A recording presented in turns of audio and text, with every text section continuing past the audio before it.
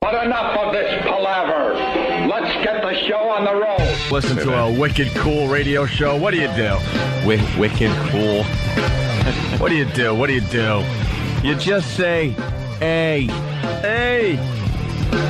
Good morning. That's what I say. I like the good morning thing.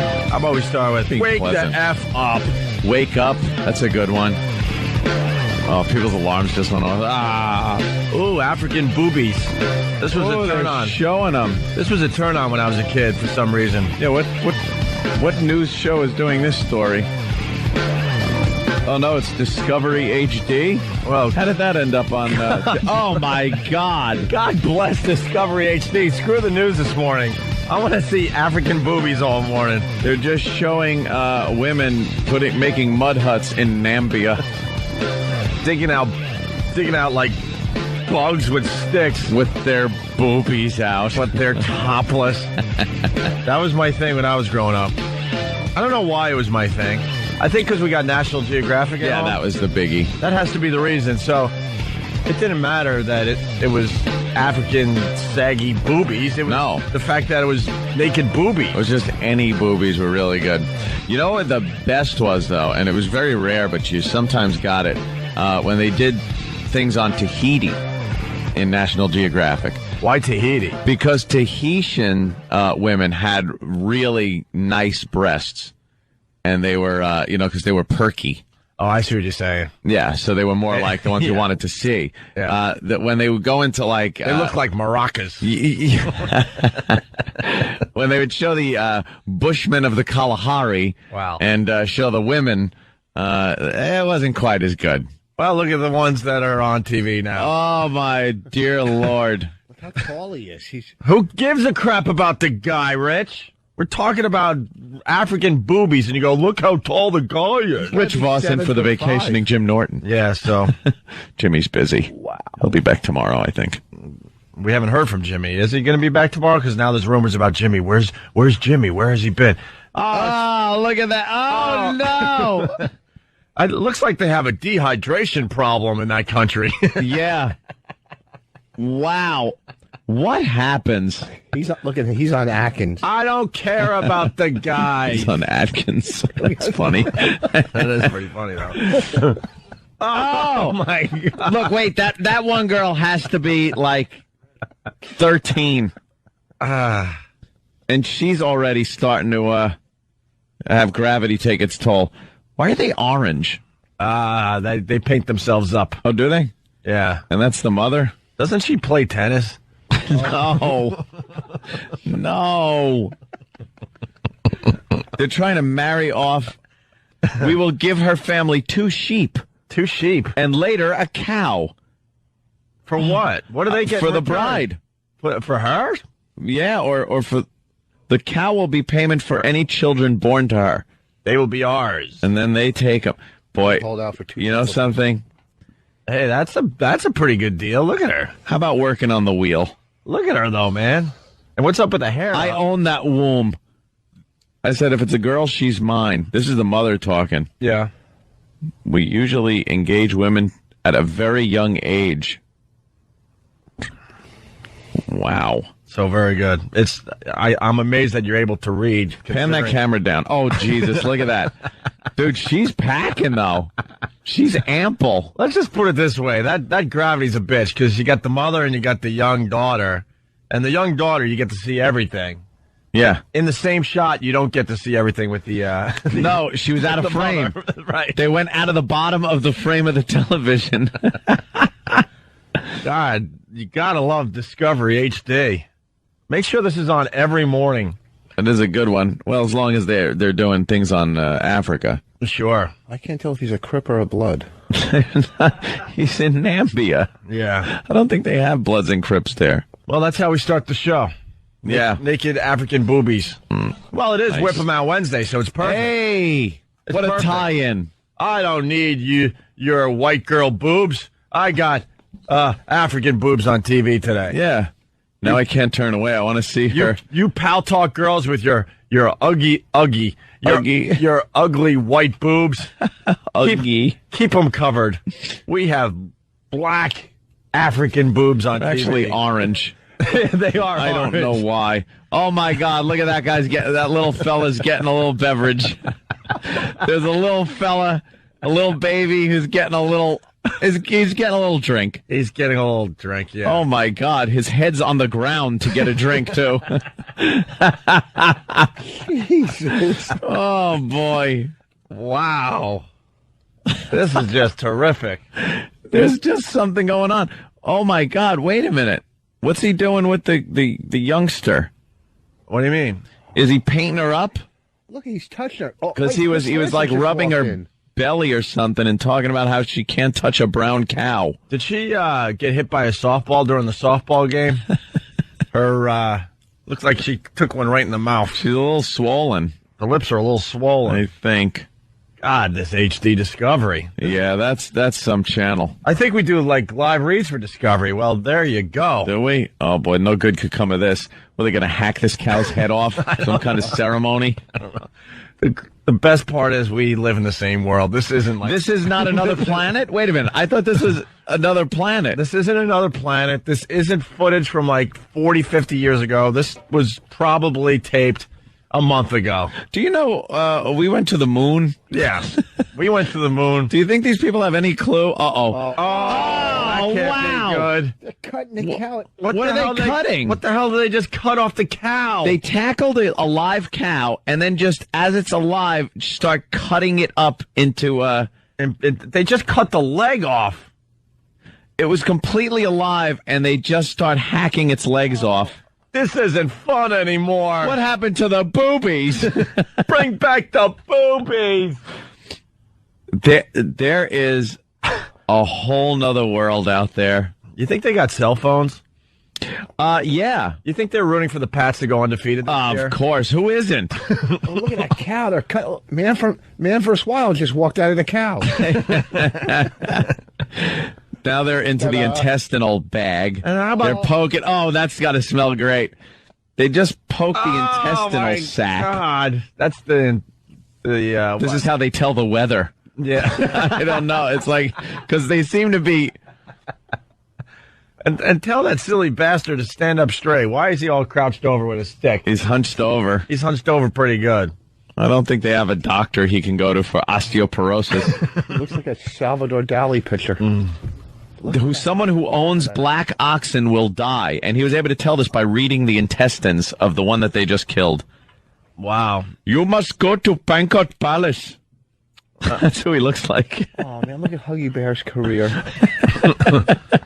All right, well, This is so cool. someone let us know when the boobies are back. Yeah. I don't. Oh, well, they're back. Oh, boobies! There's a woman carrying a bunch of stuff on her head, and wow. You got to give them the good posture. Down to her belt line. Yeah, but the posture is terrific. That actually helps gravity. If you Yeah. saw in that car, Angela Jolie just left with her baby. Angela. Angela Jolie. Oh, my God. This woman's sitting and stirring something in a pot, and she better be careful lest her bosom end up in the pot. What happens? And why so quickly? Because they don't have the brassiere. Yeah, but if that one girl was 13, had to be. She was fine. No, they were already starting to She had to be point more toward than- the ground. She had to be more than 13. I don't think so. Well, they don't have bras in that country. Yeah, I know, but at 13, if there's a girl that doesn't wear a bra in this country at 13, it's still going to be pretty, First of perky. all, wow, look at this. The They orange just instantly, oh, well, there's a brigade of them. Look at them. just wandering around topless. You think it's a turn on for the men? No, not at all. Just because they're not, they're just wide open? Yeah, they don't care. I don't think they care. I don't think they care about bosoms. Look at that one. Oh, my God, that looked like the nose cone of a rocket.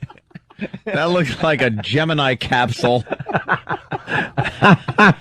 Now they're crawling around on all fours and leaving handprints and 2 ruts in the sand.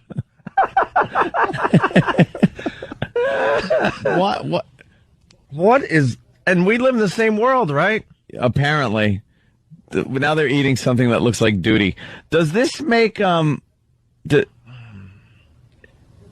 on it, but don't eat it? They're telling the girl. I think she's going to get What is she she's going going to to get married. Oh, she's getting married? Yeah, I think they're marrying her off to this dude. This gangster-looking guy. This guy? No, the gangster-looking guy. Oh, okay. That's the old guy. I think he's like a father. Oh, now they're all clapping. Wow, that one doesn't have... Oh, my God. The size variance between the two is pretty amazing. Are ridiculous. As flat as papyrus. Keep panning down. Pan down. Oh, you pan that camera. Oh, that camera's got to pan a lot lower. You pan that camera down. Oh. Wow, I saw two sets of things in that shot. What's she doing? Feet and boobs. Oh, my God. That looks like... Now they're doing some kind of booby dance. Kind of wacky dance. Let's call it the booby dance. But we might as well.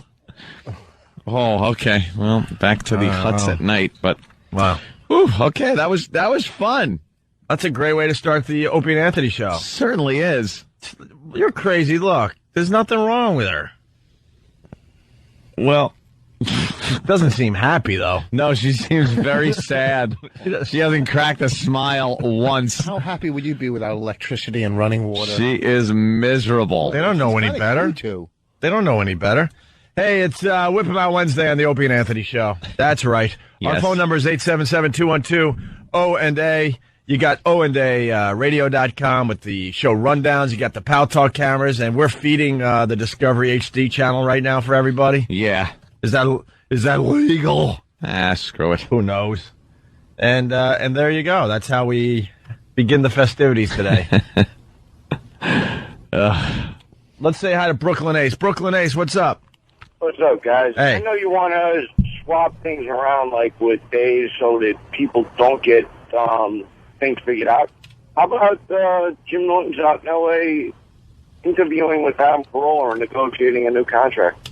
Really? Yeah, that's actually what's happening. So you actually nailed it.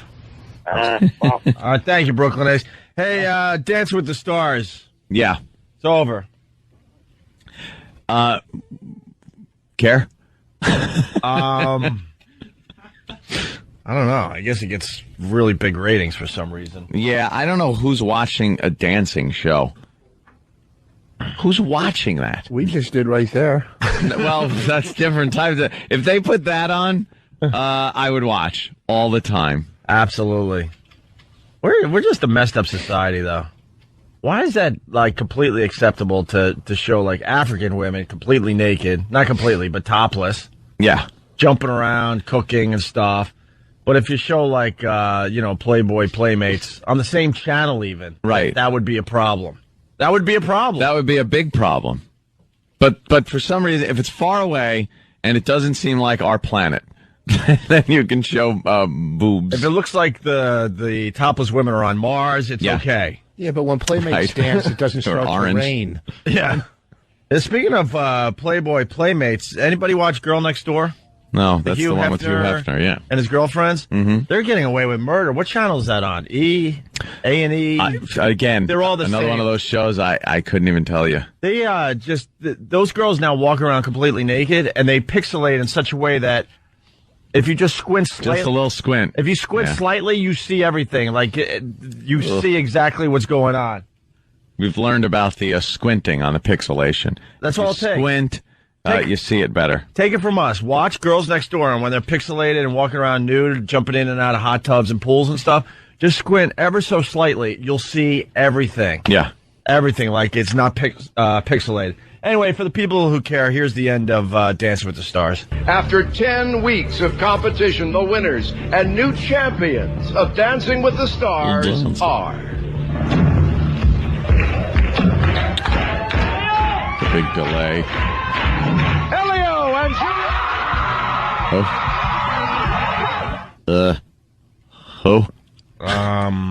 Who?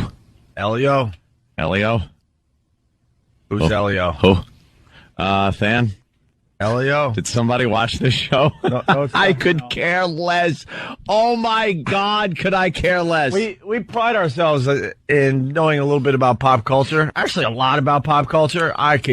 Who the hell is The dancing show, you know something? American Idol was something, especially the first few seasons. You watch and go, wow, that's really something. Okay, singing, whatever. This dancing thing, no. I consider myself a guy.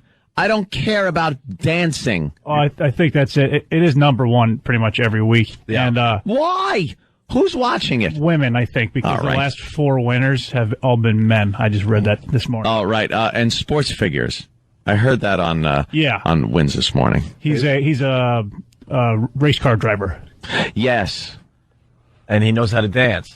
Yes, and his quote was right after he won. He said, "I hope Mel B can hook me up with Spice Girl tickets." That's what they win, their trip back to obscurity. He's a race car driver, and he's looking for Spice Girl tickets.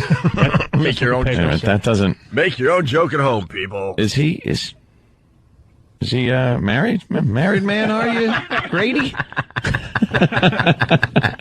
Just trying to figure this out. Does he turn on the TV on Sundays to watch the big game? Yeah. What's he watching? What does he watch on Sundays? His television watching habits. We got a few questions for this guy.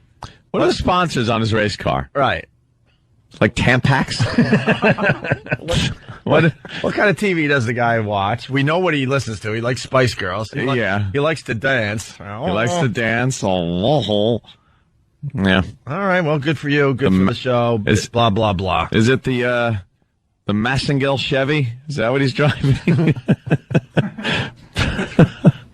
When they refuel it, do they just pick up a big douche and pour in the fuel? Right as I was typing his name into Google, it's funny. The first, how it suggests things? Uh-huh. The first 2 things that come up are wife and married. So I guess a lot of people are curious. Oh, a lot of people were kind of curious. Really? Hey, is he married? I think the Google right. trend today is going to have a question mark. Yeah. Helio, is he Or isn't he? or isn't he? Google search time. Wow, we can make that happen today. Yeah. Just put in Helio, Helio. Is he or isn't he? In Google. That's all we want from you guys today. Let's see if we can make that number one. Hey, let's say hi to, no, we don't want that one. We want this one. Brian, North Carolina. What's up, buddy? What's going on, guys? Hey. Hey, you were just talking about how the girls from next door are hot and they're almost naked. Yeah. You guys see some of the way these girls on that Dancing with the Stars dress. The girl that was with Helio? Yep. Unbelievable. Yeah, but it's dancing. They're in a dance studio and stuff. Dancing. Dude, how long do you watch these unbelievable girls on Dancing with the Stars? How long do I watch them? I mean, the entire time they're dancing. I mean, it's almost like you're waiting for the thing to ride up and see their butt. No. See, you're trying to make it cooler than it is. Dancing with the Stars, you take a quick peek. Oh, wow, that girl looks pretty cool. She's in shape. Her legs look unbelievable. Yeah, the dress might fall off. All right, what else is on TV? That's how long it should take. Yeah. It was really, that's how long it should take. No, you're right. You're right. But then, I mean... You waited through a whole dance number. Well, yeah, because you're just... You can't defend that, Brian. Yeah. You can't defend that. Go to the internet. Yeah, I know. Just go to the internet, and you don't have to look at dancing. You can just look at nudity or whatever you want to look at. You're right. You're absolutely right. But I tell you what, they are smoking hot, these girls. All right, you keep justifying it. Smoking hot. Thank you, Brian. All right, buddies. Take care. By the way, there's a little controversy as far as Marie Osmond goes in that dumb show. They're starting to say that she might have scripted her fainting or the lines she said after the fainting. Really? Yeah, one of the greatest shows on TV right now is TMZ. Trying to get the guy on our show, but he says he's a huge fan of our show, but he's too busy right now. He's trying to make time so he could call us and say hi. But TMZ is just amazing. It's a great show. And they noticed something about Marie Osmond in Dancing with the Stars, that she has a writer on set. And because a lot of people are really into Marie Osmond and her cute little line she comes up with every week. She's like that cutesy thing, right? And now they're saying that all that is written for her on the spot. Scripted? Yeah, here's the story. Marie Osmond's got a dirty little secret. How did you know that? And it's not that she can't dance. TMZ spies on the set say Marie constantly keeps a writer just off camera to punch up her witty and spontaneous sound bites. No, you don't plan those things. In fact, sources say that Marie's writer was right there during Marie's famous fainting spell, feeding her lines, and the whole thing may have been staged. Of the soundbite. We're floored too. Is Marie? And a little bit conniving, manipulating the heartstrings of America to keep her in the competition? They're really reaching. I love them, though. I love a little TMZ. bit country and a little bit conniving. I love them, though, because they just know who they are, man. They just know who they are. They're just tabloid trash, and they ride it all the way to the bank. All right, we're just getting started. Rich Voss in for Jim Norton. Our phone number, 877-212-O&A. Lots of phone calls once again today from you guys. Yes, give us a call. We love your interaction. It is Whip 'em Out Wednesday. It's also Morning Zoo Bit of the Day Wednesday. It's Can't Say That Wednesday. And it's Wake Up Your Spouse Wednesday. Oh! If anybody wants to wake up a spouse or a roommate in some kind of obnoxious fashion, please. Yeah, last week we didn't get any.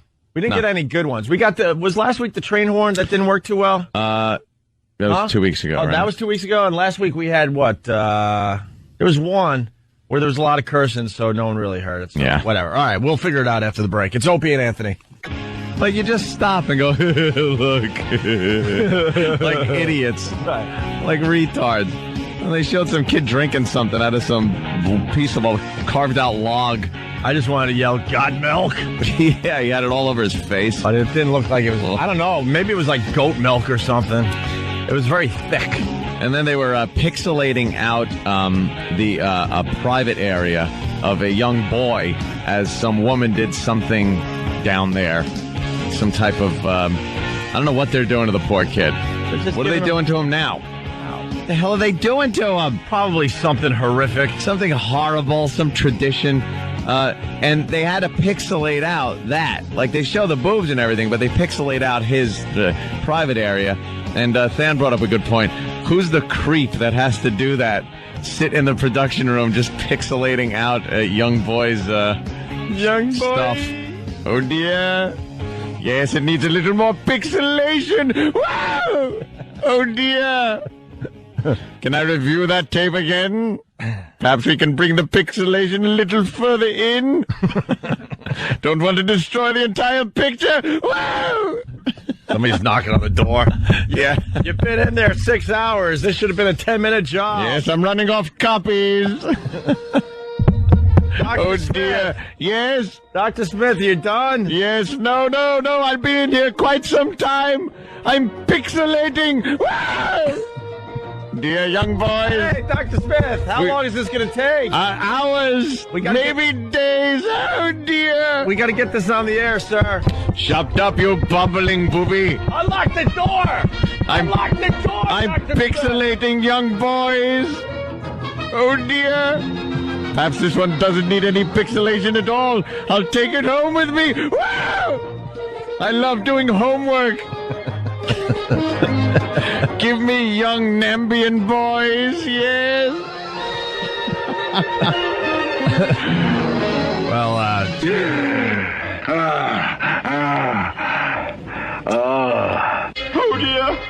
Yeah. Jimmy's not here, so I gotta read this for Jimmy. Bird in Philly writes, that kid doesn't just like the milk. He loves it! Hey, let's say hi to Sean. Sean, you're on the Opie and Anthony show. Morning, boys. Good morning, Sean. TMZ reported Marie Osmond's dirty little secret was scripted lines. Yep. Did anybody remember the show from the 70s with her and her brother Donnie? I was 20 before I realized those two weren't married. My God, they were sick. Yeah, there was sort of this incestuous little undertone to that program. I liked what it said on the phone screen there.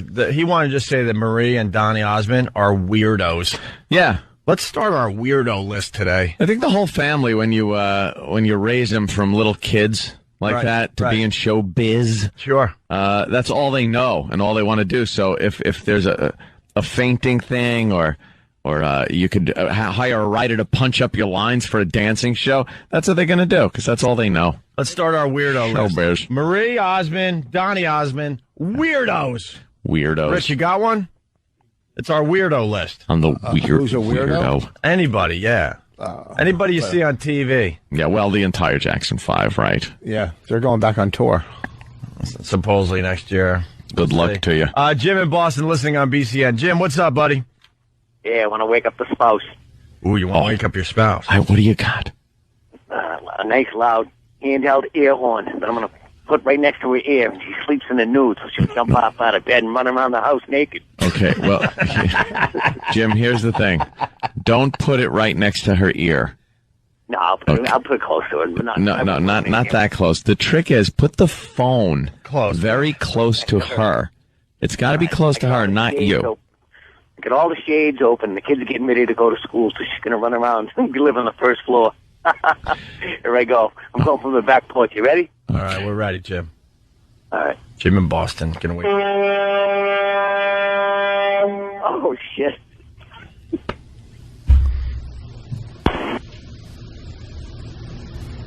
Yeah. And scene. And nothing. And that guy sucked. I don't think he was waking up anybody. That's why I don't think so. No. And then he panicked and cursed, so they had to dump out. Then he hangs up the phone before we got the reaction of his wife. Because there was no wife, was there? Of course there wasn't. It was a young Nambian boy. With a new horn. Yeah. Let's say good afternoon to Cleveland. Kurt? Hey, how you doing, man? You're not making Boston happy today. King James beat the Celtics last night, huh? 38 points, was it? LeBron James is an ass. You don't like LeBron? Why? I thought you had to like LeBron James if you lived in Cleveland. Yeah, until you show up to an Indians playoff game with a Yankee hat on. Oh, you guys haven't forgotten that one, huh? Boy. I'm probably one of only, 700,000 that feel that way, but oh well, screw him. Yeah, I don't understand that. Like, LeBron James said he's been a Yankee fan his entire life. That's fine, whatever. But to show up at an Indians home game for the playoffs with a Yankee hat on, that is a little tough to handle, I think. That's what happens when you give a boy millions of dollars instead of letting him go to college. You don't learn how to be real and be a man. At least when Tom Brady wore his Yankee hat down here in New York, it was, it was off season. Yeah. And he can do no wrong. Sure. You guys talking about weirdos and Murphy Osmond and all that stuff. Right. I can't remember exactly where I stopped, but I'm going to go try to look it up on YouTube today. A few years back, I saw an interview with Donny Osmond, and one of the things that he talked about, which I cannot understand, is he said that never in his life has he given or received oral sex because it's just not something he believes in. It's not part of his belief system? Well, whether he believes in it or not, it's happening. Yeah. I don't believe in it. Really? It's going on. As far as religion, it's real. As far as religion goes, I've decided, last night I decided this actually. I'm a free agent. You're a free agent as far as religion? Yeah, I'm a How free do you agent. do that? Kind of like that whole sports thing we were talking about a few weeks ago, being a free agent. Yeah. Why do you have to follow your home team year after year after year when they're not dedicated to you, the fan? They're always changing their team up every single year. So why can't you, as a fan, change up your favorite team? True. Well, what give you to lure you in as a free agent? Huh? How does a religion? What are they going to give you to lure you in to become? Well, the agent, they got to offer you something. I was reading Sully's book last night. The Paths We Choose, I believe, is the name. Sully, of course, the lead singer of Godsmack. He sent some books down and autographed them and stuff, and it's a great read, by the way. We really should get him on the show to talk about his book. It's pretty amazing. He had a real rough life. Real rough life growing up. Yeah, in Lawrence and where else was he? All over the place. In what way? And then he moved down to Fayetteville. Running with bad boys on the streets and getting into all sorts of fights. A bad crowd. Bad crowd, drugs, alcohol, you name it. I bet he had that chip on his shoulder that guys, of his stature have. What do you Probably. mean? What? Well, he's not the tallest guy. Well, he knows how to fight, though. Well, that's just it. And a lot of fighting stories in this book. Yeah. And a lot of bad relationships, going out with like a stripper from one of those, I think it was the Golden Banana. Remember the Golden Banana? Of course. Who could forget? But I can't put down Sully's book, and he's talking about the Wicca religion, witchcraft. Yeah. Well, they don't want to be. It's not working for him. Yeah, it's working for him, and it's not as voodoo as people like to think it is. No, but it got me thinking that I want to be a free agent. I want to start studying a bunch of religions, and then I'm gonna accept a new god into my life. You're gonna play the field. I'm gonna play the field. You're taking Catholicism and throwing it out the window. Yeah, I want a religion where if if I do something wrong, it doesn't mean I'm burning in hell for the rest of eternity. Yeah, but what if that's not the right religion? I like to eat meat on Fridays. Well, that's why I got to study these religions. You got to find a good one that lets you do whatever you want to do. Lets me do what I want. Little consequence. Much less consequence. Absolutely. Okay. Less guilt. Looking for a religion with less guilt. Mm-hmm. Looking for a religion that accepts sex. Okay. So why don't you join a cult?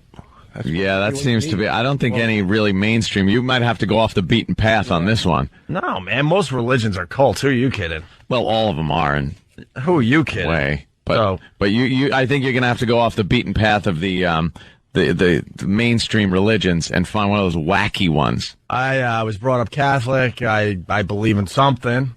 I don't know what. A deity.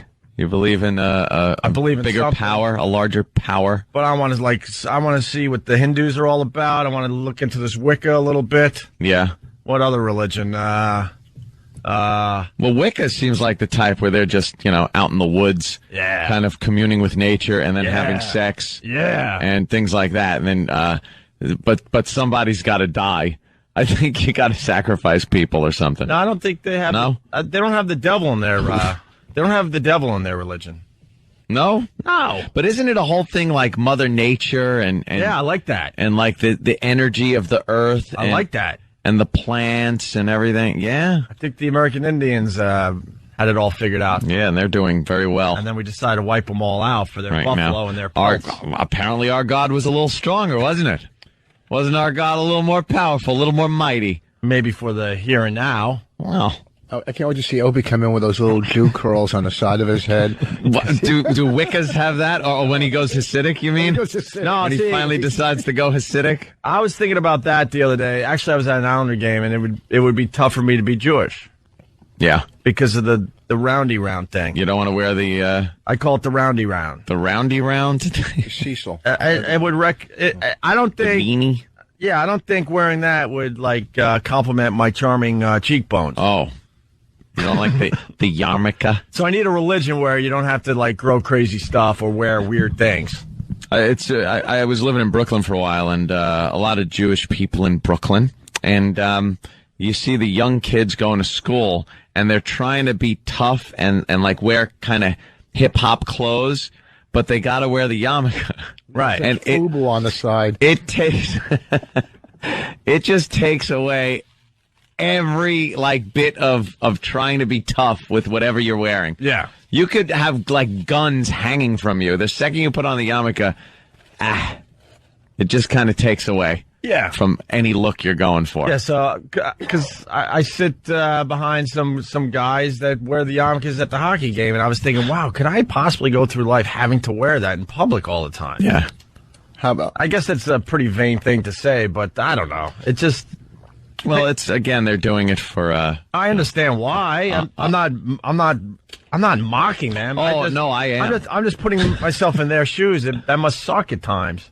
Yeah. I've seen them blow off their head, and it's in the middle of traffic, and they got to chasing it down the street like a hubcap. And there's I think there's a 5-second rule, like there is with food. You got to pick it up within 5 seconds, or something horrific's going to happen to you in the afterlife. The wind catches it and it's just rolling down the street on its edge, and you got 5 seconds to pick it up. I think 5-second rule. So I don't want to be a Jew. I don't think I want to be Catholic anymore, or any of those offshoots of Catholicism, like Protestant. Yeah, they got those offshoots where they're Lutheran. We like the idea, but we don't like this. This is we're going to take this out. We'll call it something else. Episcopalian, whatever that one is. Baptist. You want to be a Baptist? Baptist is pretty cool. Yeah, where you just and you're in the church. And they know how to have fun. I like that. Yeah. Why couldn't we start our own religion where, the Baptist thing, I've been to a few Baptist ceremonies and a service. Have you? Yeah, I have. When? Huh? When the hell were you at a Baptist ceremony? A few times, man. I check out stuff. That must have just... Dude, they're hollering and singing and woo! Their hands are shaking in the air. Yeah, this is it right here. That must have looked like Here's Waldo. Oh, yeah, I've been in a Baptist church. Dude, you haven't lived till you've been in a Baptist church. This is pretty much what happens every Sunday. When did you go to a Baptist church, and why? I went to a Baptist church in Boston. Oh, wait a minute. I did. Did you go to the Baptist breakfast at the not the Hard Rock? That's not church. That's brunch. It was brunch. That's at the House of Blues. At the House of Blues. Yeah. That's as close as I've ever been to a Baptist breakfast. I've been to a couple Baptist churches, and they are singing and dancing. And Did you go with Black Earl? There's this positive energy. F Black Girl. Positive energy, hands in the air, just singing and dancing, playing with snakes. Oh yeah, snakes. Oh no, that was a whole nother. That was when I was down south, like just wandering the earth. I forgot about that one. I don't know. I've never been to a Baptist. There's some great churches out there to check out. So I want a little Baptist, because they know how to have fun on Sundays. They don't speak in monotone like the Catholic faith every Sunday. Oh, Lord Jesus. I like when they go forever and ever. It's like, why do you gotta sing? And it's all creepy. Because they'll be talking. He'll be like, and if we study the words of Jesus Christ, you will see that there is nothing but love in his word. What? What is this, a musical number? Yeah. What are the Jets going to come out and start snapping? I know some of singing to you. I know some of the faithfuls out there. They joke and they have something called the Church of Opie. But maybe it's time. Maybe it's time to do the Church of Opie. You do a little. I want a little Wicca in there. Yeah. I want a little Baptist in there. The Baptist, so you can sing and dance. I enjoy some of the Asian culture, so maybe a little Buddhism. I think you'd be a good Mormon. Mormon? Yeah, they get to look what they get to do. Not anymore legally. Mormon? Well, I better not say what I was about to say, but they seem a bit. Well, it's the Donnie Marie thing. They seem to be a bit weird, in my humble opinion. It's kind of. I'm not going for creepy, Rich. I'm going for spirituality. What does Buddhism have that you would like to embrace? I don't know. I know nothing about That's why I got to Buddhism. study this crap. I don't know anything about it. They seem like peace-loving people. And I want some. And I want to throw in a little reincarnation too, just a little bit. Oh, so you want a little taste of reincarnation, a little taste of the Wicca, a little taste of the woo, hands in the air, celebrating. Like when I go to a church on Sunday, I want it to be all about singing and dancing, jumping up and down. That isn't really being a free agent. You want to start your own team. Well, I'm not sure. That's maybe pretty much what you're doing. Well, maybe one of these religions will satisfy all these needs. Yeah. I don't think so. That sounds like, cover yourself with a purple flag, chop off your unit, and wait for a spaceship behind a comet. And put on your Nikes. Put on your Nikes. Brad in Atlanta. What's up, Brad? Hi, Opie. I think you should pretty much incorporate a lot of elements of Buddhism into this new religion of yours, because you pretty much don't have to do anything except be as nice as you can. I know your job doesn't permit that, so I mean, I'm sure that's fine, though. Well, I know Wicca has a bit of karma. They talk about karma. Yeah, Buddhism does too, pretty much. Boy. You're going to be reincarnated after you die, and depending on how cool you are is the level, whether you'll go up or down. I've done a lot of horrific things in my radio career, but I've also made a lot of people happy. So I'm thinking the karma might kind of balance out in the end, I'm hoping. Yeah. Karma. You got a lot of penance to do if you want to. I'm hoping. How long has this Wicca been around, the one you're talking about? About 20 years. 20 years. See, it's like Scientology. Yeah, you know. It's kind of new. Or, you know what, I want to, start a religion based on the Harry Potter novels. Why not? Why is that crazy? Because you can't do magic. Huh? Because you can't do magic. You can't take a little wand and do things. Yeah. It doesn't really work. And if someone is lingering longer, you mother effer, he doesn't have his name up there, but he writes, you're just looking for your dad's tax break. Ooh. Well, it's an old story, but back in the day, my dad became something that we, the Hugheses, were an official church. No reason for the IRS to come after us. This was official. Yeah. My dad was some kind of weird minister where we didn't have to pay taxes. Well, religious organizations, non-profit organizations, they don't have to pay Wow, taxes. this was way back in the 70s, man. My dad found some kind of whacked out loophole, and it was completely legal at the time. Yeah, a lot of people were doing that back then, And I had becoming ministers, and then they'd incorporate they'd make a church and not pay taxes. And I had to carry around a tax exempt Did he also play form to pay for my sneakers and stuff. Did he also plant corn in your yard? So Man. he said that was a farm and you didn't have to pay. Wait, you property walked tax? into stores and showed them a form where you didn't pay tax? Well, my dad would give us these forms, and whenever we purchased something, we were supposed to hand over the form to save on the taxes to show everyone, hey, we're a church and we don't pay taxes. Uh-huh. I was mortified because I'm I was a kid in high school with my friends, and I'm gonna show this as we're all buying sneakers at the mall or something. F that. But then when I came home, I told my dad, I handed in the form and I saved $2.48. Yeah. Yeah, people are saying it sounds like welfare. It does. It sounds like you're on the free lunch program. Nothing more embarrassing than the lunch line at school. Oh, the free lunch? Him handing his form. People have no idea where I came from, man. I do very well for myself now, but man, I was on the free lunch program for a while, yeah, and it was very embarrassing. So I wouldn't do it. Yeah, I wouldn't walk up. I'd starve for the day, or I'd go out and get pizza. You got those little tickets? My mother made us get those. Oh, they made it really embarrassing, where you had to hold the whole lineup, and the woman at the cash register was like, "Got another one." Oh, thanks. Yes, Just embarrass us. It's already embarrassing. Thanks for making it even worse. We're poor. And thanks for reminding me that we did grow vegetables in the backyard to save a few bucks on groceries, Rich. Thank you. Yep. Well, you could also and that my poor twin brothers had to use their brand new bikes as plows.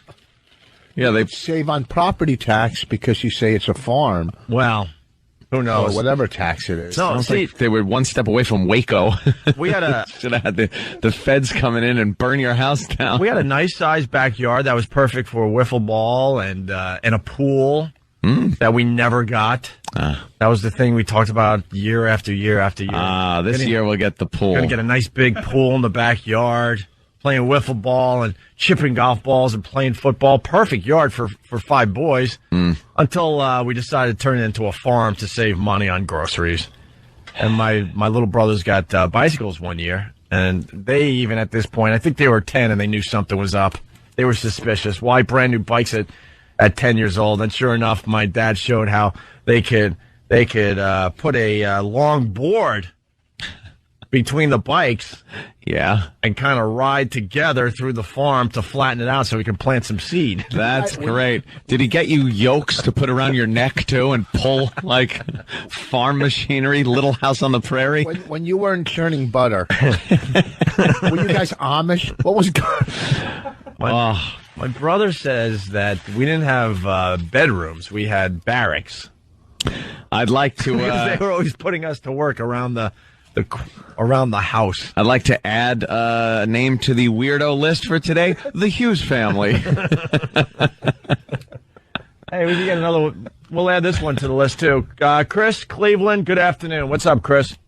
Hey, good morning, boys. Good morning. I got a weirdo for that list. Yeah.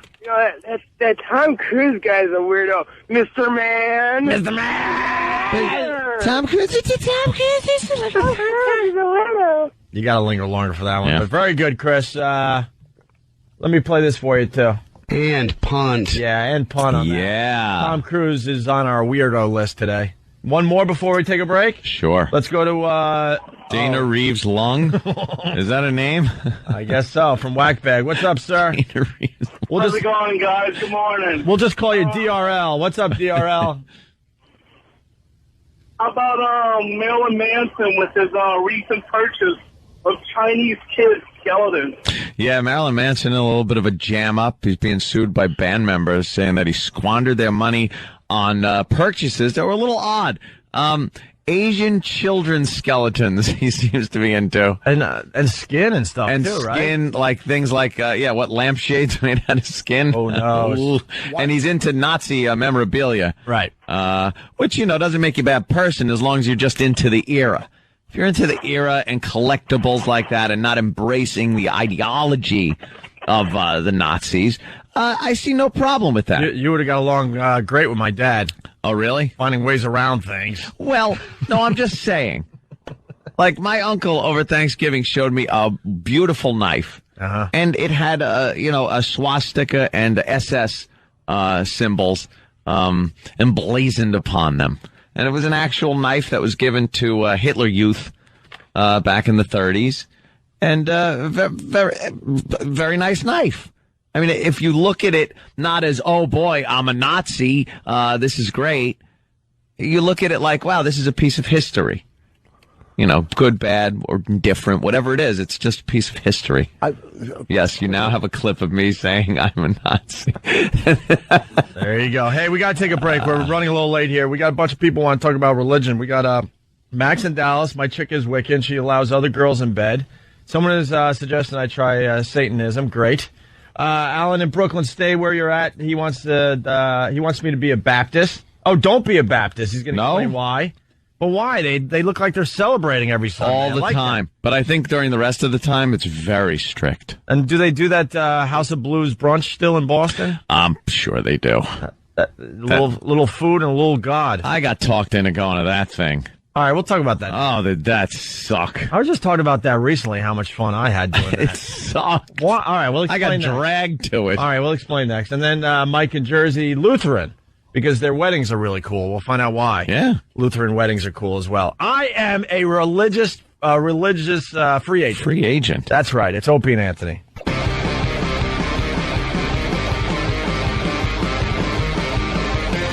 You're checking out the Opie and Anthony Show. Rich Voss in for Jim Norton today.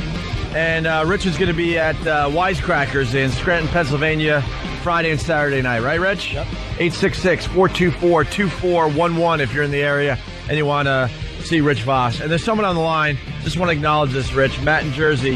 Voss killed Saturday. Oh, thanks, Matt. Rich is great on a comedy stage. Thank you. Okay on the radio. Great. Oh. No.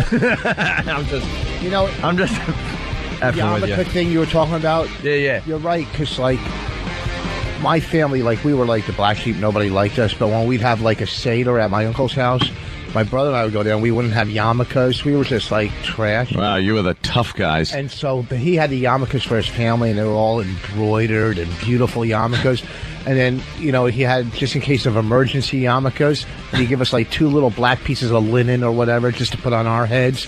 And it was like we're sitting around with, like, just crap yarmulkes when all my cousins have, like, the best-looking yarmulkes on. Is that, like, a big thing? Is that, like, a status symbol if you got a really good yarmulke or, like, the crappy, like, store-bought little... And what yarmulke? Is it, and what makes a best-looking yarmulke? Well, it's got nice embroidery. You ever see the embroidered ones that have, like, little sayings on them? Yeah. Hebrew writings, whatnot. Yeah, those are the good ones. Those are the good ones. Are Jews supposed to keep, like, yarmulkes in the house just in case of emergency? Well, you never know when like a Dixie rabbi cups could drop in or something. It's like the Dixie cup version of the yarmulke. You just kind of pull it out of a dispenser and throw it at somebody. You put that on. I have 2 in my drawer. One, a nice satin one, in my dresser drawer that I've never used, but I have them because, I don't know. And even if you never know when a Jew's going to drop by. Yeah, right. And where are you guys at with, like, corporate logos? They should just start selling advertising space on those things. I'm actually being serious. Is that against the religion? I'm not really up on. Or no one's brave enough to give it a try. Like, I got a good idea. Nike. We want to start a youth movement. Why don't we have corporate logos on the yarmulkes? Yeah, Citibank, things like that. Band logos, something. Well, I'm being serious. Is that, like, frowned upon? Is that, like, what are you talking about stuff? I would think, I don't know. Bringing blatant commercialism into the religion bad, like that right? Probably, they'd probably frown upon that. Hey, the elders. Let's say hi to Alan in Brooklyn. Alan, what's up? Hey, Opie, listen, I got to warn you. Do not be a Baptist. Anthony was totally right. Now, if you're a black Baptist, it's fine because you get to dance and do stuff. But if you're a white conservative Baptist, you can't drink, you can't smoke, nothing. I was in therapy for 12 years because of that. No, I want to be a black Baptist. Well, that's fine. How could you be a black Baptist? I don't know. I've been in a Baptist church. Black people, like, hollering and dancing and their hands in the air like they just don't care. Yeah. Yeah, but then I want to be that type of Baptist. You ever see the movies then? They go home and they're very strict with their grandchildren. I've seen it. And they dunk you in water. They don't let them go out. Are you getting your knowledge from movies? From Boys in the Hood. From Boys in the Hood. All and right. Menace to Society. Or Little Rascals. They dunked the kids. Little Rascals. Yeah, remember when he spanking them? Were camping and they walked on the bathroom. Oh, right, yeah. Dunking them. And they were very scared. Scared. That was Thank you, Alan. Opie walking. Let's go to Mike in Jersey. Mike, why are Lutheran weddings cool? Oh, there's a lot of amens and hallelujahs and talking about the meat you're going to eat and stuff like that. It doesn't sound very fun. Yeah, you said Lutheran weddings are cool. The ceremonies That's are cool. short, too. I mean, huge. Can't wait to get to the drink. Well, that's good. There's nothing worse than a Catholic wedding ceremony. Holy mother. Half hour and it's done. And For hours you're sitting there. Drinking. And you know what's good about Lutheran? They're the only ones that had a cartoon. They had that Davy and Goliath in the morning. Oh, they did. That was the Lutheran church. Yeah, they had a cartoon. All right, look, any religion that believes in talking dogs, I'm out. So let's cross Lutheran off the list. I can't be like that? No. Hey, wait. Everything was about God, Davy. No, that's whatever problem it was, the father would always at the end go, God made that cotter pin slip out of your go-kart wheel, Davy. Oh, now I get it.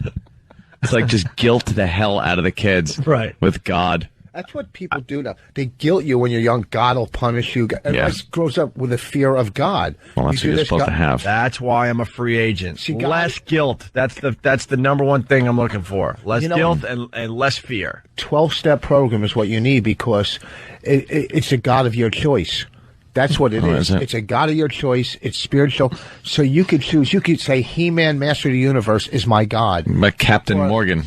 He could be your God. I don't think that works. Not Captain Morgan. With the 12 steps. But Captain Morgan. I would write that down because it's a God. I'm going to write that down. Hey, we got Sam in studio. He knows a little bit about the commercialization of yarmulkes. What's up there, Sam? Yeah, they're already doing that with yarmulkes. When I was younger, I went to a bar mitzvah, and there were kids with, like, Batman yarmulkes on. Like they were Batman yarmulkes? Literally had the black and yellow Batman symbol on, like, a blue yarmulke. That was a bar mitzvah. That was a party, right? I guess. Do they have party? So is that you were wearing a party hat? No, I was. It's not my yarmulke. No, it was a yarmulke party hat. I guess so. Pretty much. Yeah. Is he Jewish? No, he's Baptist. Yeah, he's so Baptist. Actually, I'm Baptist. Are you? Yeah. Of course you are. Holy jeez, another hint comes out. Of course you are. You're Baptist? Yeah. So do they sing in the church? No, I'm not. I never went to a church like that, but in the South they do. My grandfather was... Your grandpappy? Yeah, he was a Southern Baptist minister. Not in a singing church. Really? Yeah. Did he make you take your bicycle and plow the backyard? No. You are so black. When do you admit you're black? Well, he was a white Southern Baptist minister. Sure he was. We want to call the Guinness Book of World Records. We have found the whitest black guy. He's right here every morning with us. Everything about you is black except for one thing. You're not black. Yeah. But everything about you is. And he's in the middle of Afro Wars. The Afro's starting to grow out, the white man Afro. There's not a hint of straight hair in there, man. No, it's that is really like kinky. You got like very tight curls. Yeah, that's You are the whitest black guy in America. Yeah. Right here, right in front of us. This is amazing. Baptist, huh? Yeah. Whew, all right. And do you practice Baptist? Not really. Do you have parents? Sam, I don't know if this is insulting. I'm going to say this right off the bat. Let me just say it will be. All right. I will bet $1,000 that this will be. I just got a suggestion because we're all very curious about you. Mm-hmm. What if we took a picture of you, a nice photo of you right now? Mm-hmm. And then we allow the listeners to maybe work with the shading. With the shading and... so we could kind of make our own assessment. That would be good because it's very hard to, look at you because you're so white-skinned. Yeah. It's very hard to picture you with darker skin, so we can't get the full picture. And I would do the same. Take a picture of me, and you can mess with the shade, and you'll go, wow, obviously he's a white boy. Yeah. But if we shade you up a little, I'm thinking it's going to look a bit natural. Yeah. I'd say we could do that. Like me, like the Can we get a picture of get just a face picture of Sam, full frontal, and then we'll shade it up a little bit just to see. Can we do that? All right. And while we have Sam in here, you gave us this yesterday, the Ric Flair thing, and you've been pushing for us to play this. Why? Well, just because he's a wrestling dork. Yeah, I know you like the wrestling thing. I didn't mean dork. No, Ric Flair is a legend in the wrestling field, obviously. Yeah, but for some reason, the news, and now they've reported on it again today. Oh, they did? Yes, is making a huge deal about the fact that he is getting behind Mike Huckabee in the race for president. Yeah, some weird celebrities, pseudo-celebrities, are starting to get behind candidates, and the news is picking up on it. Like, what's his name over there from the Bunny Ranch? Like, Dennis Hoff. Yeah, Dennis Hoff backed a candidate, and that made news. Like, who really cares if these guys back anybody? And the candidates are going, no, don't back me. But Huckabee was excited about this, or yeah, he was what happened? Do we know anything about Huckabee? No, I don't know a thing about him. Good. But, do we want to know anything about Mike Huckabee? I don't think so. It's all about Ron Paul. Ron Paul. What? But he was at a press conference wooing. What? He was wooing? Yeah, right behind. Let's hear it from Mike Huckabee. Of course. Woo! All right. Why not just get Fez? He can do it. All right, here's Ric Flair endorsing Mike Huckabee. And he has to tell everyone that he's sane and qualified to endorse a candidate? Oh. No, I was making a point that... Oh, you were editorializing. What? There was a sarcastic quip. Yeah. Oh, okay. So you're saying we shouldn't take Ric Flair serious? That would be one option. Yes. Okay, here we go. Here's Ric Flair. Nature Boy Ric Flair showing his support for Republican candidate Mike Huckabee. The two met up at the big in-state rivalry football game between the University of South Carolina and Clemson. Flair says, quote, Huckabee is a quality person with a great vision. Woo, unquote. Thank you for that, Rick. They're saying that was one of the news people? Yeah, they're saying woo on the news. That's wonderful. Woo. And then the next clip is Ric Flair in the ring? Yeah. On Monday night, he came out and made some ridiculous comments about never retiring until he was dead in the ring. Oh, and that's why we shouldn't take him seriously. Right, about his insane. endorsement. Right. Oh, okay, I see where you're going. But I know sooner or later there'll be a time for me to retire. But tonight, right here in Charlotte, North Carolina, and in front of the world, I have to announce to you that I will never retire. I will only retire when I'm dead in this ring. Wow. How great would that have been if he dropped dead right then and there? The whole world is seeing this right now. Yeah. People in Bangladesh are screaming. Oh. So there you go. He's insane, and he shouldn't be endorsing anybody. That's what Sam's getting at. And by the way, he's setting up a great wrestling angle right there. That's what he's going to do. Yeah. He's going to end up dying in the ring, quote, dying in the ring. Oh, I gotcha. And that'll be it. A little work. Huh? Yeah, there's a limo out back that'll explode with his little pant leg hanging out. We go to Dub Bronx. Jessica, what's up? Hey, guys. Hey. Thank you, Sam. Yeah. I just wanted to let you know about the yarmulkes. Okay. They only put the childish images on kids' yarmulkes. They don't put any corporate logos or anything on there, and the only images that they'll put on there are Superman or Batman, and they'll do that for kids. Oh, that kind of probably gets the kids, like, psyched to wear them. Well, I'm looking at yarmulkes that are in the shape of basketballs, you know, with the lines and stuff, and baseballs, and tennis balls, and volleyballs. How come Catholicism only has horrific memories for children that last a lifetime? Catholicism sucks. Oh! Hey, don't you start ragging on my religion. Okay, fine. I'm sorry. Okay. All right, we're gonna have we can all get against the Muslims. We're gonna have to have a battle royale. Yeah. Get all the religions in one wrestling ring. Who do you think would kick ass the most? I'm sorry, Rich, but the Jewish people not really known for their fighting prowess. I'm just talking about a battle, no weapons. Go to Israel and say that. I'm saying... In here, well, what are you saying? First of all, I'm talking about here in America. I'm not talking about Israelis. I'm talking about American Jews. Okay. We get a ring. We get somebody from each religion to go in there and bare-fisted knuckle fighting. Okay. The Jew, I think the Jew is out first. Okay, yeah, but here's the thing. The second person, when he gets knocked out or she gets knocked out, what doctor are they going to go see? What lawyer is going to sue the person that hit him? I say Buddha wins.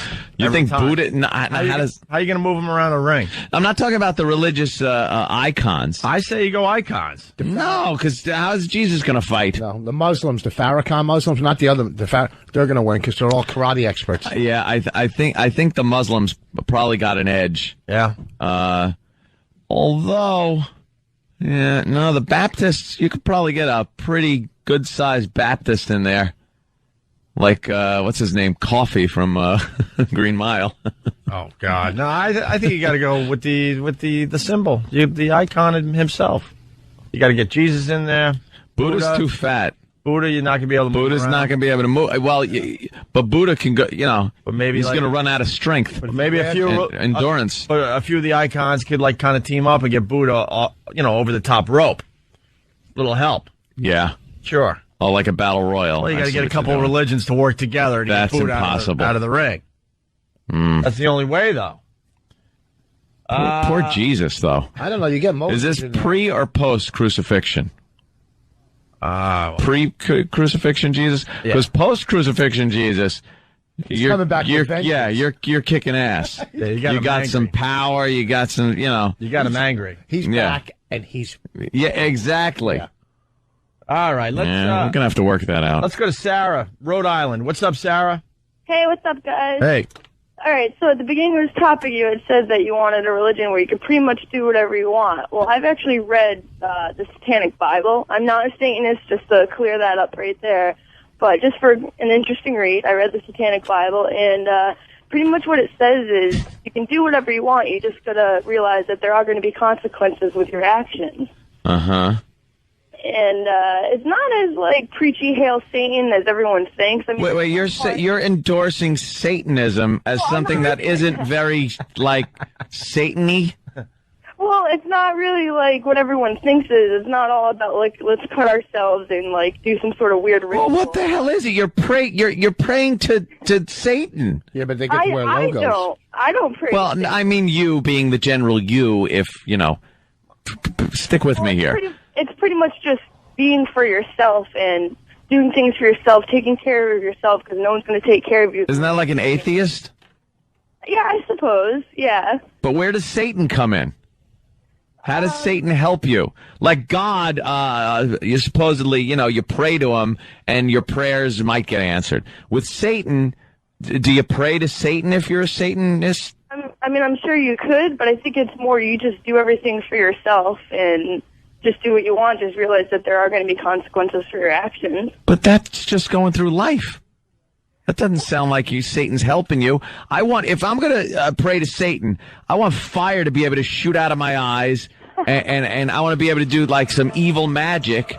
Yeah, exactly. I want this music to follow me everywhere. Yeah. And then when it all ends and you die, of course your soul is going to burn for eternity, and you'll be in eternal hell, and it'll suck. But during the time you're alive and praying to Satan, you should be able to just kick ass with magic. No more road rage for you, Ant. Oh, hell no. I wave my hand, the car flies off the road. That's right. Burst into flames, the whole family dies. That's right. And I drive on, knowing that I am cursed for all eternity when it ends. But in the meantime, you're having a blast. You're praying to Satan. You're just driving and walking all over New York City with this music following you? Yeah. Who's going to mess with you, man? No one. A long, black, flowing leather that moves in slow motion for some reason in the wind. Yeah. And you could just look at somebody and they shrivel to the ground. That's Satanism. You never would have to wait on another line. No. No lines. One wave of the hand and everyone drops dead and blows away into dust. That's if they don't move ahead of time. They see you coming. They're just letting you go right up to the register. Pure evil. I don't care. Pure evil. Pure evil. Not, what are you talking about? Well, you do things for yourself. No, I want pentagrams. I want sacrifices. I want evil, fire, lightning, brimstone, all that fun stuff. And lots of unprotected sex. Unprotected sex. With concubines. Yes. Bring on the concubines.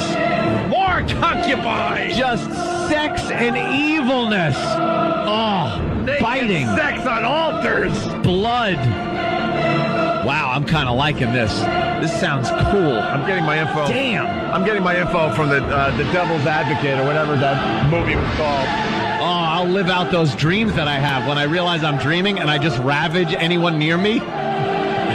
They tell you about that one, Rich? When I'm dreaming and I know I'm in a dream, you ever have that happen? Yeah. The first thing I do is just grab girls and start ravaging them in my dream because I know it's a dream and I'm not going to get in trouble.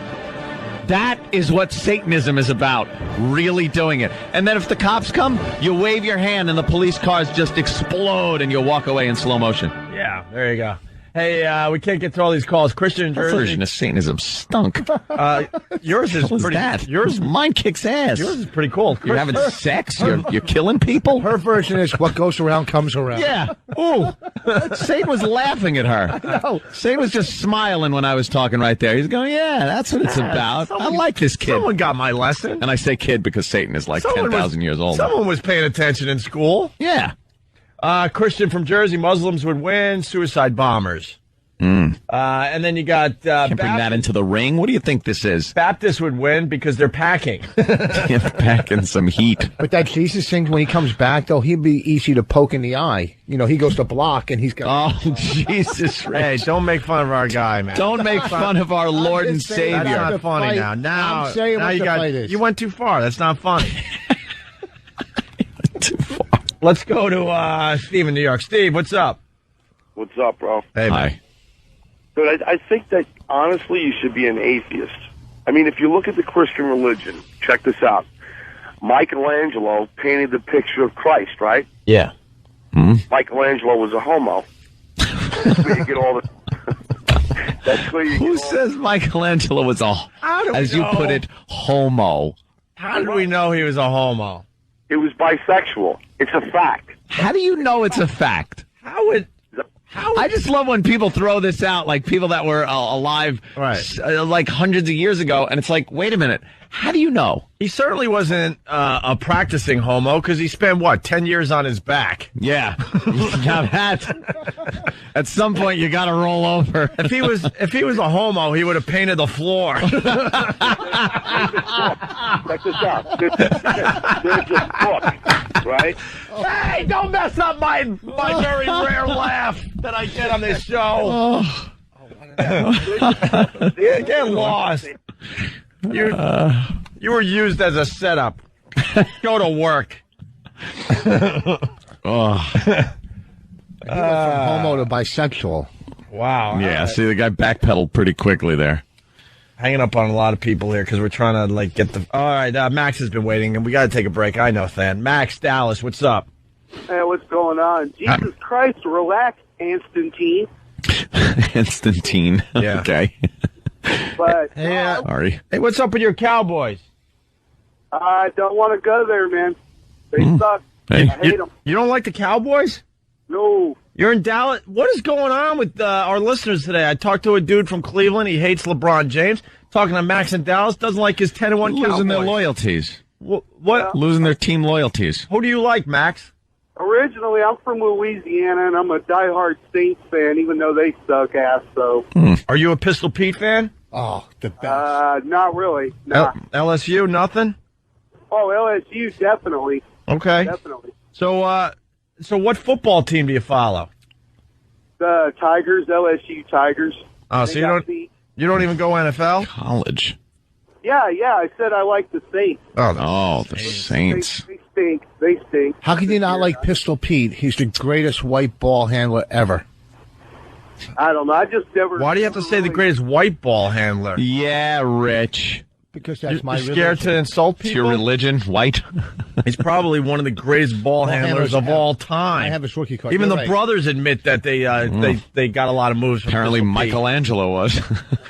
He loved it. I don't know. Well, you got the Packers and Cowboys tomorrow night, both 10-1. That's why I brought that up. But whatever. Max, what do you got? Anyhow, my girl's a Wiccan, and it's great, man, because if you want to get tattoos, you can get tattoos. She's brought other girls into the bed. They do this deal where they, like, do this commune with nature, and they go out in the backyard and they get nude, you know. Sounds like one of those HBO things. Yeah. Oh, we didn't talk about House of Blues Baptist. Oh, yeah. What was it called? The Baptist brunch. No, what was it called? Whatever. So that's why I should be Wiccan? Well, Sounds like the chicks are pretty wild. Yeah, but I don't need the extra girls in bed. It sounds like deadhead chicks. I like deadhead chicks. They're like deadhead chicks. I used to love deadhead and chicks. it's a religion. So you think they're Wiccan? Yeah, I think like hairy armpits, hairy legs. I like deadhead chicks. They weren't all freaking hairy armpits. No, every single one of them. No. Yes, everyone. I remember seeing it. No. Everyone. But I don't know if I could do the nude thing in the woods. Nude in the woods? I don't know if I could do that. Not with any other guys.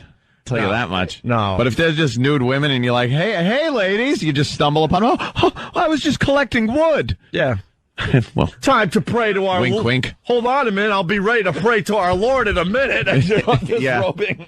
Let me just take my clothes off. I'm ready to pray to our Lord.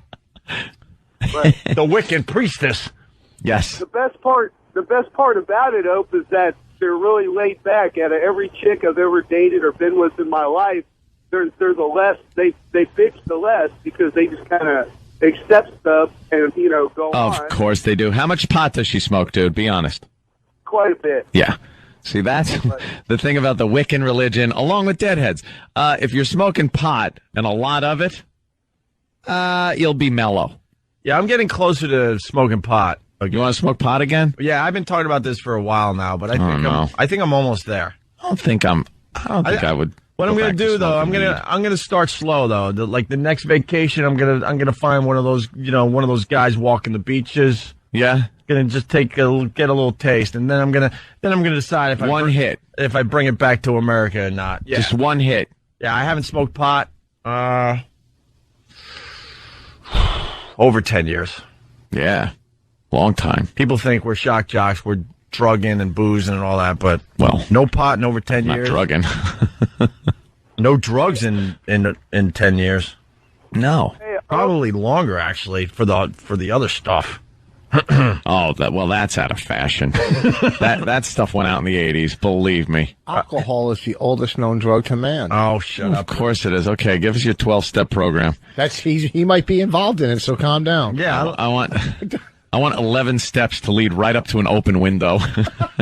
That's what I want for you, Rich. All right, thank you, Max. All right, man. Take it easy. Hey, our own butcher wants to donate his gas mask bong to me. Nice. Wow. You can't start off smoking pot again after 10 years with a gas mask bong. You gotta take one hit off a joint and put it out and sit there a little while and absorb it in and figure how this is feeling. You don't go right to the gas mask bong. Dude, I was, we gotta take a break, but man, I was really into this girl in college. And I used to get high with her and her friends, and they did the gas mask bong. And I never got anything accomplished. How could you? Out of our freaking minds.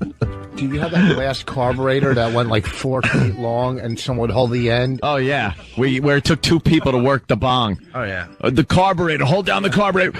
Okay, let it go. You clear the tube and just be so high you couldn't even think. We had the hardcore pot smokers in my fraternity where they named their bongs. Yeah. You're not a pothead until you've named your bong. And you got to give it a funny name. Oh, yeah. A funny name. What was the one? Billy Bong Thornton? Was that one? I can't remember, man. These guys all named their bongs, and I can't remember the names for the life of me. Maybe some figs are out there that can help me out on instant feedback or something. You had the guy in the neighborhood that made them out of bamboo and started selling them to everybody.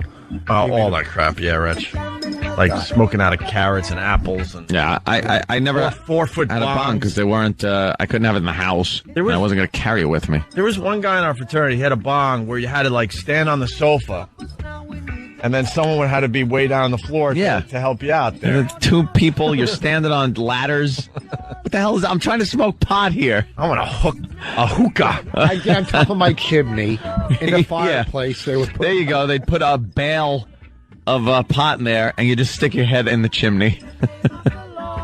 Yeah, you better start out with just puffing like one hit. I think I might just do a little taste next time I'm on one of those beach vacations. Let it like maybe collect in your mouth and blow it out your nose and see if any blood cells like pick it up that way. Yeah. I don't even think you should inhale it first. Just let Rogan breathe on you. That's true. Yeah. All right, we got to take a break. We're real late. I don't even know what the F we're doing today, but I know we're having fun. I like yapping. Nothing in particular. Yeah, we're yapping. We got to talk about that brunch and why you hated it back in the day. Yeah, well, I hated it because I was dragged to it by the ex and the mother-in-law, I believe, when we went. I wasn't that happy either back in the day, but I enjoyed what was it called? It was like... Bar tab was like $650. Jesus. All right, it's Opie and Anthony. We'll continue.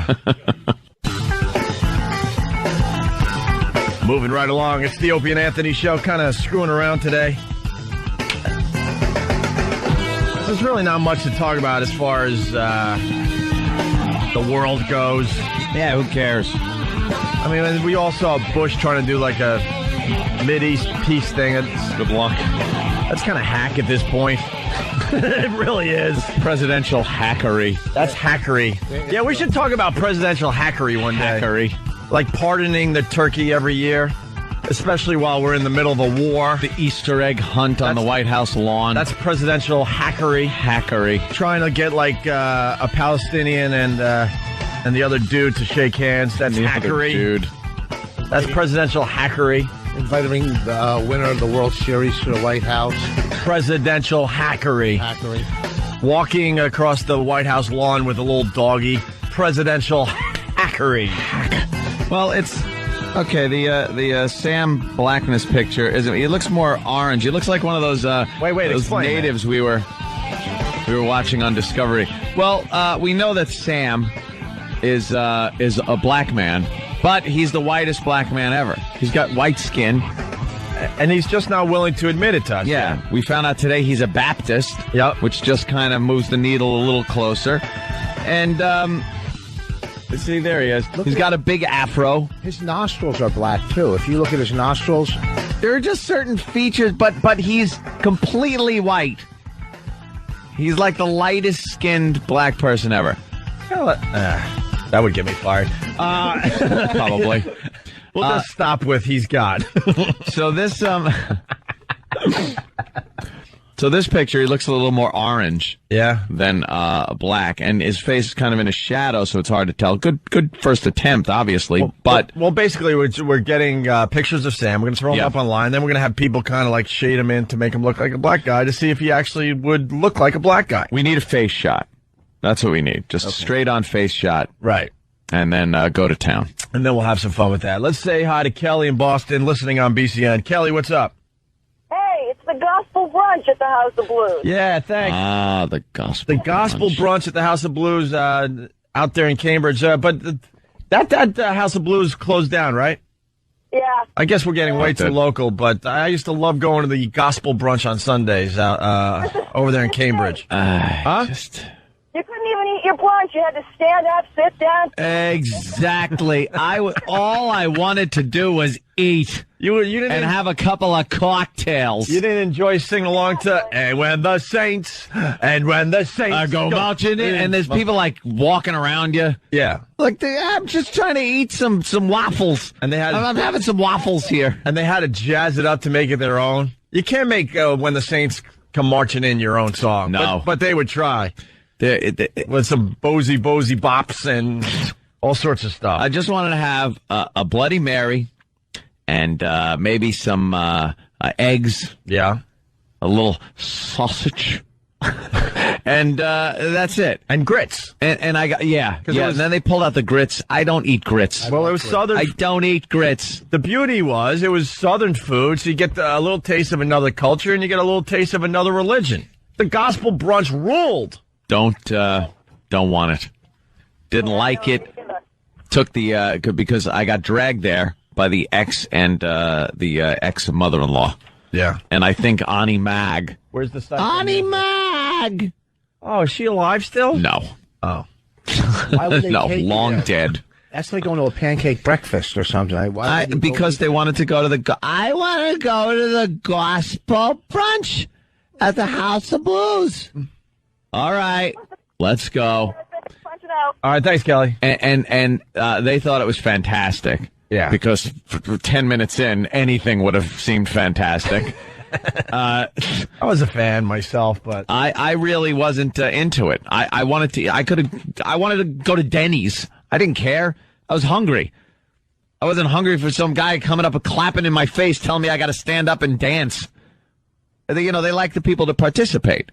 And I'm just looking at my food going, it's getting cold. I'm starving. And there were flies on it. Yeah. There were flies on my waffles. So I couldn't eat them. So I wound up drinking a lot of Bloody Marys, not eating, and driving home. They had Bloody Marys. Thank God I had prayed. Yes, they They had did. alcohol. Oh, yeah. Alcohol. That's why I love It's a this brunch. religion. It's like a brunch thing. So, brunch is drinking. Brunch, Bloody Marys, grits, and when the saints come marching in. You dried out drunks miss out on so much. We got, what were they You shooting? really do. Shooting craps in the back room. Yeah. Hey, let's say hi to Matt in Virginia. Matt? Hey, is this mean February is going to be Sam History Month, where he brings in his family free?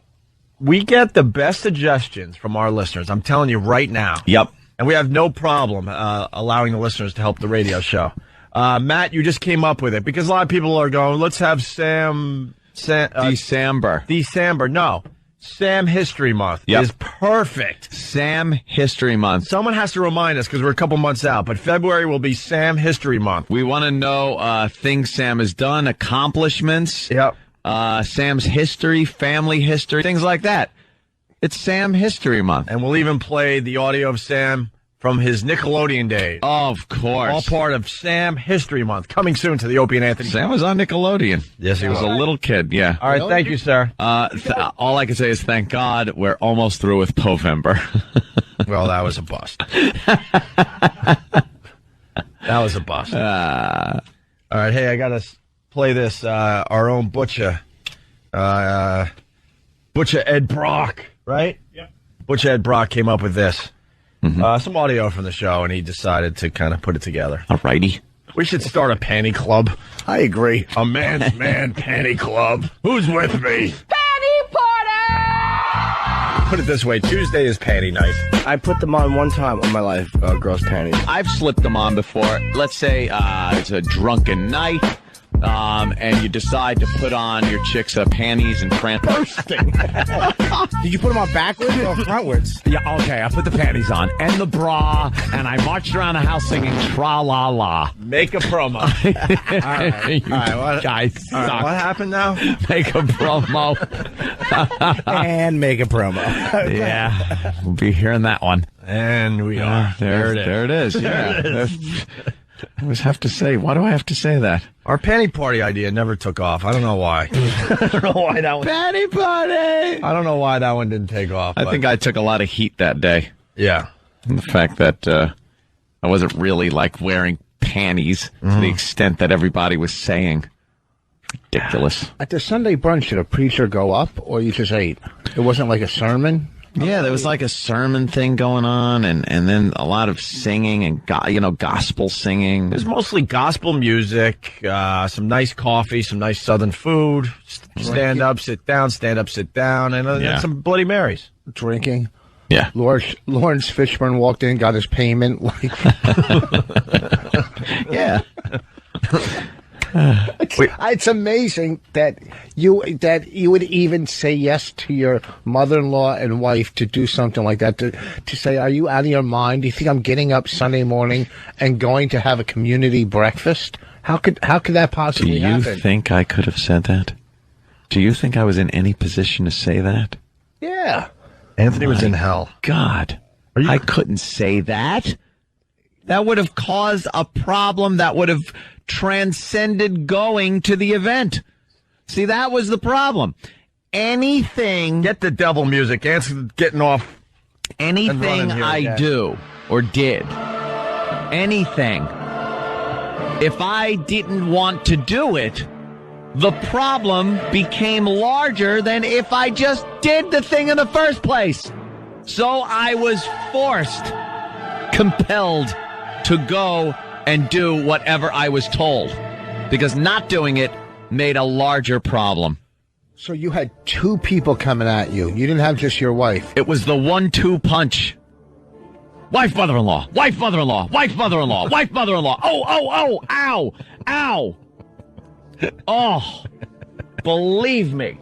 Aunt used to have to watch soap operas. I had to watch soap operas. After we were done with our Shock Jock radio show up there in Boston, Aunt had to pick up his wife at the time at his mother-in-law's house. Oh. But they weren't allowed to go home right away. No. They had to watch soap operas together. Wife, mother-in-law. Wife, mother-in-law. Oh, wife, mother-in-law. Wife, mother-in-law. Oh. Oh. That's what it was. Yeah, I got back from work, and I had to sit there and watch soap operas and Friends in the mother-in-law's house. You were an orphan. I was just a whipped Mary who didn't stand up for himself. His days are over. Over. Oh. Because the hell that I would have to go through if I did not comply. Compliance was mandatory, or else you don't even know. You don't want to go to brunch? No, But Mother wants to go to brunch. No, but... All right. I'll go to the goddamn brunch. So you're saying there's things that were even worse than that? Yes. Anything non-compliance was worse than just doing it. Just doing it would end. See, the brunch, at some point the brunch ended, and I got to leave. If I didn't go, who knows how long that would last. Weeks. I was not in a position where I could really make decisions.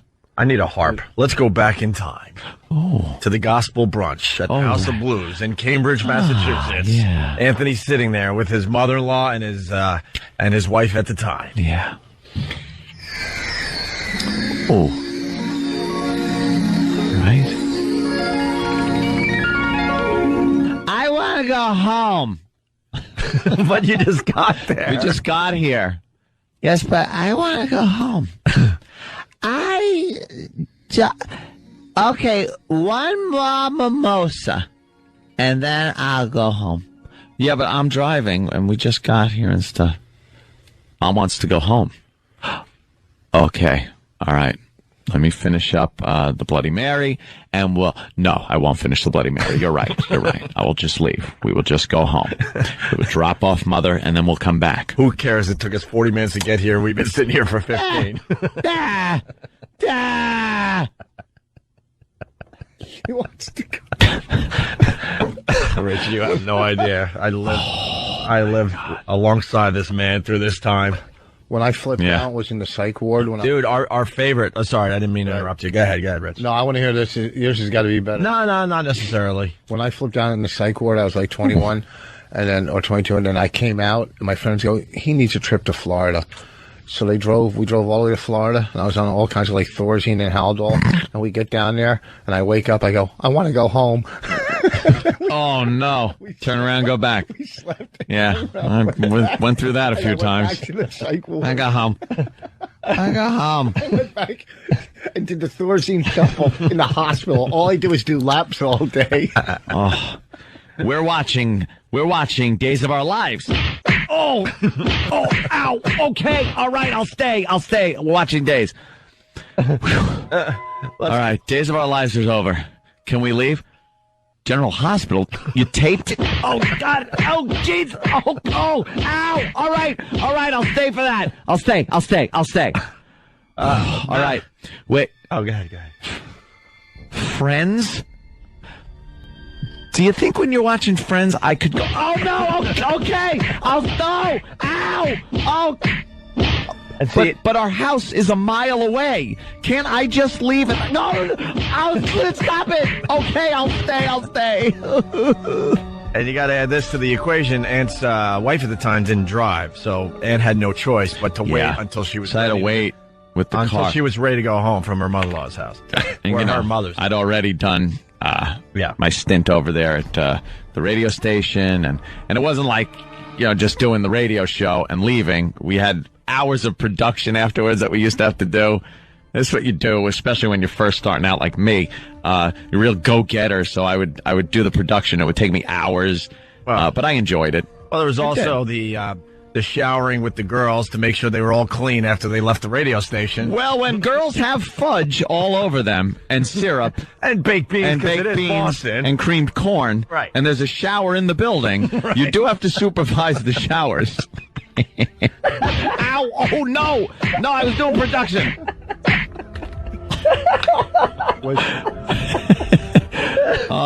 Dude, I found pictures of that, by the way.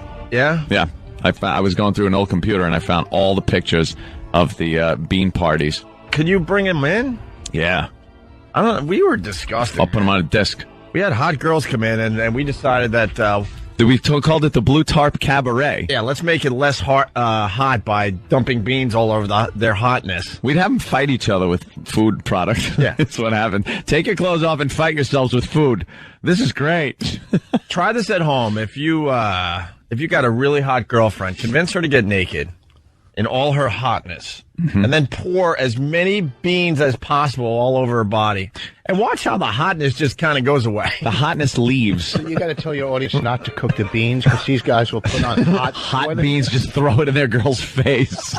Hey, they told me to do this. Dude, can you bring those pictures in? That's great. Yeah. You got to bring them in. Definitely do that. We'll throw them up on a website. Matt on Long Island. I got hot beans. Check this out. Oh, wait a minute. All right, the hospital. Hey, let's say hi to Matt on Long Island. Matt, what's up? The power of wife compels you. The power of wife compels you. The power of wife.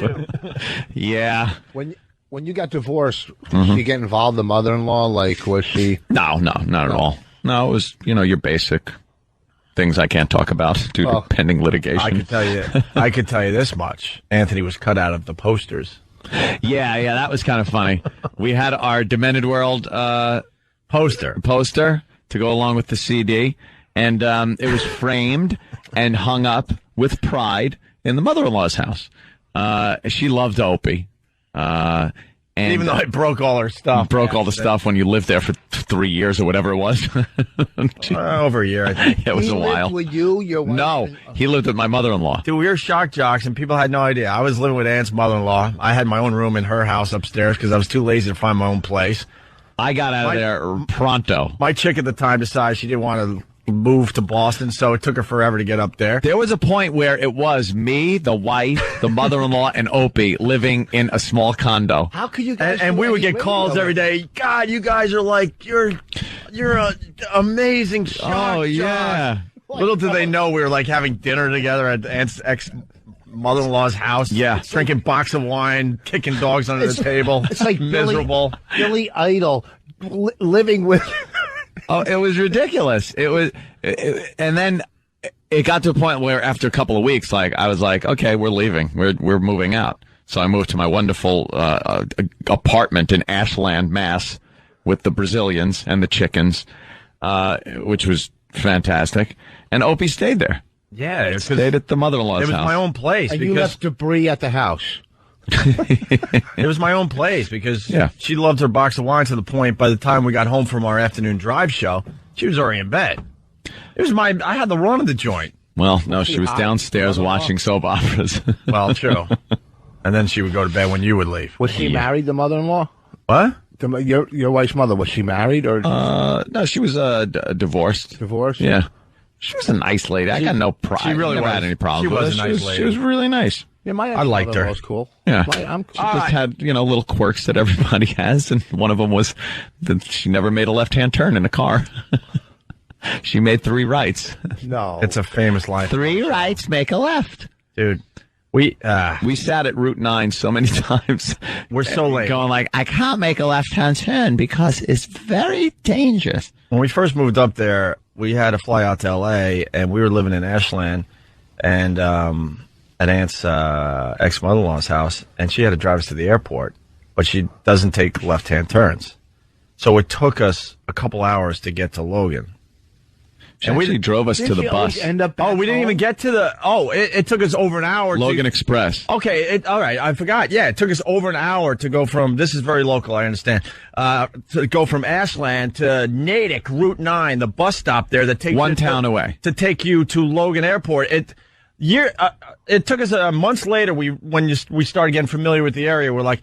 Oh my God, Aunt! Do you realize how close That's where we were. It's a bus stop 5-minute drive. It's a 5-minute drive. It took over an hour because she doesn't take lefts. Yeah, but so we were in all these back country roads because she had to make a huge right-hand circle. But if you all she had to do was take a left, go up a country road. I forgot all the roads right now. Hit Route 9, take another right, but then you would have to take a left into the parking lot of the bus area there. Yeah. That wasn't good either. That was tricky. So she made right-hand turns, so it was a massive, huge circle until she figured out that she can make a right into the bus stop as well. I see. Because if you got to go left and you can only make rights, you basically have to go around the world to get where you're going. And yeah, it's pretty much it. She went around the globe. Here's what I see. You make the right, but like you said, if you make a big right circle. That's what I'm saying. That's what she would do. This is not a joke. This is, it's kind of funny, but it's not. It's not a joke. Well, it's funny when you're in the car. Right. It's funny now. Right. You folks are going to, if your guys are going to Wisecrackers that's in Scranton this weekend, you got to make a left turn. Yeah, at some point. You'll have to make a left. That's where you'll see Rich. And run over Rich if you see him in the road. We're babbling. The phones are lit. That's crazy. Oh, my God. Some great phone calls. All right, stay there. It's Opie and Anthony. Opie, Anthony, Rich Voss. Hi. Rich will be at Wisecrackers in Scranton, Pennsylvania this weekend, Friday and Saturday. I have a little postscript, a little PS to a subject we were talking about yesterday. Mm-hmm. You know, my home defense. A lot of people were commenting on that, by the way. I got a lot of kudos from a lot of police officers that said my idea of home defense and having guns in the house and an alarm system and a game plan if something happens, like a home invasion, is a smart thing to do. So you're not being a victim. You're not going to end up a victim with a phone cord wrapped around your neck, watching your family ravaged as you go, I wish I would have had a gun or something. And I was being called crazy. I listened to the replay, and I, kind of taking myself out of it and listening, I did sound a bit crazy. I would call it kooky, yeah. But no, I understood everything I was saying. I still agree with myself. So, the thing is, my brother called me up and then reminded me of something that kind of tells me where this came from. Oh, no. The old man. Yeah, of course. Yeah. Comes from my father, who had guns everywhere, apparently. And my brother reminded me of one time where my brother went out to California. That's where my father was living. Drives up to my father's place and had to yell from behind a tree, "No, Dad, it's me. It's me." Because my father was at the front door, like in his underwear, with a .357 Magnum, pointing it. Did he ever get mail?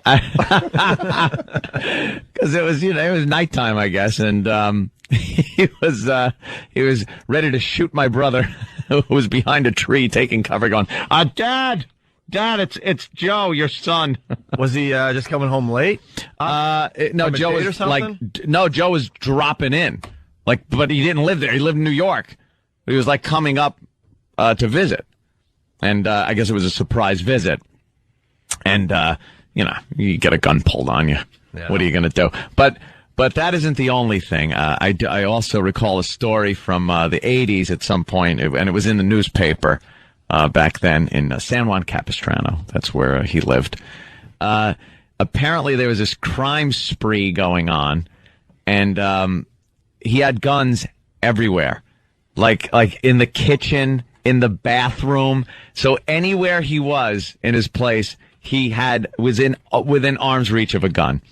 And one night, a gentleman was prowling about, and Dad went outside with his 357 and held the guy there on the ground until the police arrived. And when my brother was telling me the story, I was like, I could just imagine the guy on the ground thinking, what's worse? Being here with this guy holding a gun to me or the police coming? The guy was probably wanting the police to come so bad because I know what my father was probably saying. The gentleman was an African American laying on the ground. And knowing my pop over the years, I could just imagine the verbal torture this man endured laying there as my father pointed a gun at him waiting for the police to show up. Giving him choices. Oh my God. Perhaps you can get up and try to run. You know, it's laying on the ground and hear spray paint, a target being put on his back. Yeah, exactly. Like you picked the wrong effing house. Mm-mm. A gun in every room. Yeah. Wouldn't a good security system? You wouldn't need a gun in every room. He's got all that. No, the security system. Well, me, I have a security system. Ant's got it all. My father didn't. He didn't care. He'd rather shoot somebody. Say they cross your moat. Say they get over the moat. And then through the security over the system. barbed wire. Yeah, we talked about it yesterday. Yeah. I would just open fire. Yeah, he's got many levels. Let's say someone comes in the house, they're getting shot. Speaking of things we did yesterday, Anthony, we got Annie back from Queens. Ooh. Annie's, 42, Annie? I'm not going to tell you my age. Didn't you tell us yesterday, or am I getting you mixed up with somebody else? Well, I lied. Sorry. Yeah, you did. You did sound a bit older than 40-something. Oh, no, I'm in my 40s. When you graduated high school? Annie, I'm in my mid-40s. I like this Annie woman. She's a dreamer. She believes that she can find. I'm not a dreamer. She believes she can find somebody. I change diapers every day. Okay, I'm not. Remember what she does now. She talks over everybody. Yeah, she does talk over everybody. You change diapers for a living? Apparently, yeah, it's become that. See, we'd like to kind of we'd like to let the listeners in on who you are because it's kind of a new audience from yesterday, so maybe Ope can kind of fill them in. So, but you need to shut up while he does that. Right. She's a dreamer, Rich. She wants to be married and in love and have a very healthy relationship. She hasn't been able to find that, so she has never been married. But she's trying to find her man online. And she's had over 50 dates in the last year alone. Yesterday, she told us that a 70-year-old married guy was hitting on her online the other night. And now she's back today. Right, Annie? Right. So what do we got? Well, I wanted to get your opinion. I spied on someone on the Internet, and I found out that he's gay and... I'm not gay. He's, apparently bisexual. I spied on him because he wanted to take me out. And he was pressuring me for intimacy, excuse me. And I was, I wanted to know who this guy was, And he, in AOL when you highlight someone's screen name, you see the chat room. Oh, come on, stop with the music and the drama. AOL, go ahead. Something that most people haven't used in 5 years. This music is freaking me out. All right, go ahead, Annie. Okay, when you highlight someone's screen name, hello, ladies, you can listen to this and just spy on these guys and see which chat rooms they're in, if they're gay or not. Okay, when you highlight someone's screen name, you can see which chat room they're in. Uh-huh. Okay. So I accidentally one day, my cursor was on his screen name. No. Accidentally. Let's be honest. Oops. It wasn't accidentally. Of course you did. Of course. Who do you think you're talking to? And how could you're a snooper. No, you're one of those snoopers. Let me explain. But wait a second. How could the music freak you out? You went on 50 dates. I didn't know this initially. Oh, strangers. come on. Don't crack on me, okay? I have my own show, too. Oh, yeah? And I was going to invite you on my show. It's the Anthony Spano Show. And my name, Annie, is, I told you real quick, my name is Anthi. Are you blonde? Of course. No. Well, I used to be. You need like a little crash course to pronounce. Today was the day I was thinking we were going to have one of those perfect radio shows. Perfect show. We were almost there. And that's why we weren't going to talk about it. No one was talking about the perfect show. Right. Yeah, because so Now as we not have to to jinx acknowledge, it. once again- Now we have to acknowledge that Once again, we're going to fall short. We of missed the perfect perfect radio show. Everyone down the hall today, oh my God, you guys sound great today. The natural chemistry. But no one was going to say that we were having a perfect show because we were you all- don't want to jinx it. We were all feeling it, though. Yeah. Like today's the day where we go, wow, not one bad break. During commercial breaks, no one would talk to us. We'd sit there, elbow in the ice. Right. Just kind of sitting it out and waiting. And then what happens? We give up a bloop Annie. Yeah, it wasn't even a home run or nothing. No, it was just a bloop Annie. We could have easily fielded this ball, but right we over got the lazy. short's head. We got lazy. We got lazy. We did. I could have been involved in a perfect radio day. Yes, you could have. Yeah. Unbelievable. Yep. Yes, you could have. Come on my show. It's public access. It's the Anthony Spano Show. And all of Queens will see what you guys look like. Yeah, everybody. I think a lot of people know what we look like already because we've been on national TV, Annie. Annie, are you a hottie? Tell the truth. Are you hot looking? I used to be. Actually, I used to be with a modeling agency in Greece. I know, you said that. Annie, I think your time Ravel? is over. It's an old model company. Let me tell you about this guy. All right, so you snooped on the guy. You saw him.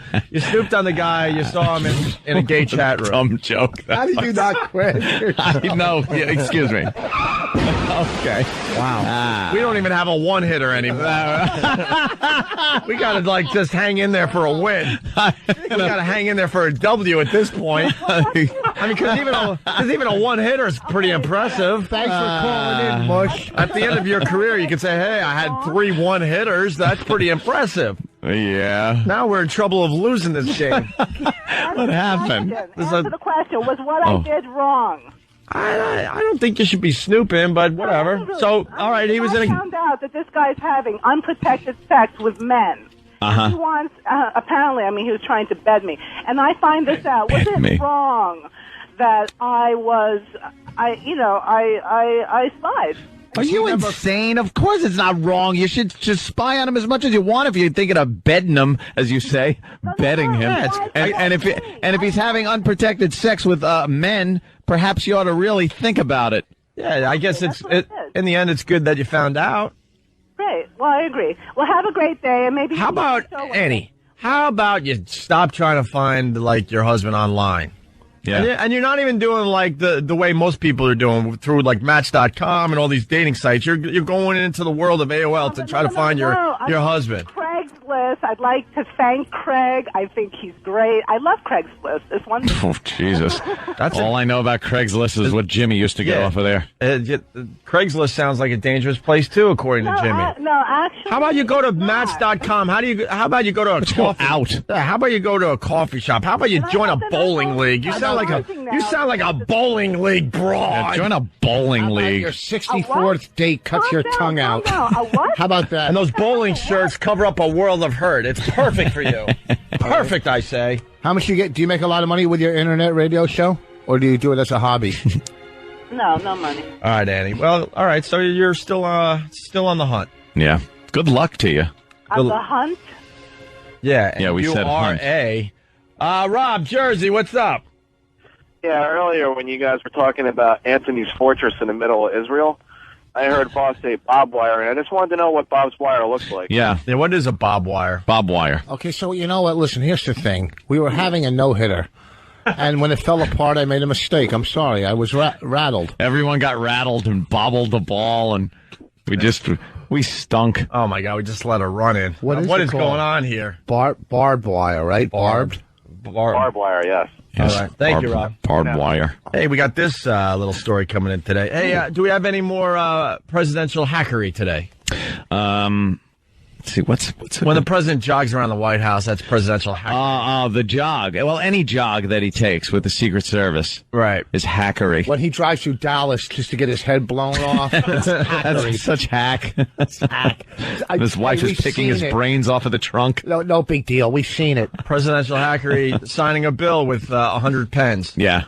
You see that, where the pen switch. Having the meeting with that guy from another country where they just sit in those chairs awkwardly far away from each other with the small little table in between them. And just nod at each other because they don't speak each other's language. Yeah. Or standing next to the opposing party, like when Bush was with Gore, but pretending they like each other. Yeah. And they're completely hackery. Yeah. They're calling Annie the... hackery. Steve from Bayshore is calling Annie the cooler. Yeah. Wow. They brought her in. We were on a streak. Annie's the cooler. What happened? Pushed her into the bathroom. Yeah, you mush. And finished. She's a mush. I know. Had a big pile of chips. She calls, gets done. What happened? Oh, it's like she touches your arm when you're shooting craps. Thank you. Thank you for touching my arm. 7 out. 7 out. Thank you. Let me tell you how bad Annie is. The phones have gone dead. We got here at, we came in studio around 5:50. Yep. Every phone was lit and ready to go. They know they can participate, give and take, boom, boom, boom, right? The phones have been lit the entire time until right now. Until like Annie. Black Monday. This is like they're jumping out of their windows now. Yeah. Thank you, Annie. Black Friday. Oh, Friday. I said Monday. I was 4 days early. Oh, my God. Another run was just let in. We're going to the ninth inning. Let's hang in there. Oh, no. We just need 3 outs now. It's going to be a hell of an upset. No, the no-hitter's a distant memory at this point. The one-hitter is completely gone. We don't even have a shutout at this point. Let's go to the bullpen. Now we're using up all our available pitchers just to try to get a win. Oh, my God. We're running out of pitchers. The second baseman's going to come out of the dugout to attempt to pitch. Great. I love that old gag. Oh, yeah. Baseball. They do that. Run out of pitchers, so like the second baseman or... Hey, he pitched in college. Right. All of a sudden he's hitting somebody in the stands. Great. Wonderful. We got this. It's quick. I'm a blonde, and tonight there's a new report out about us fair-haired ladies, and no, it's not that we have more fun, it's that we actually make men act dumb. I read all about this, Martha. Researchers found that if a man is shown an image of a blonde woman, scores on general knowledge tests drop.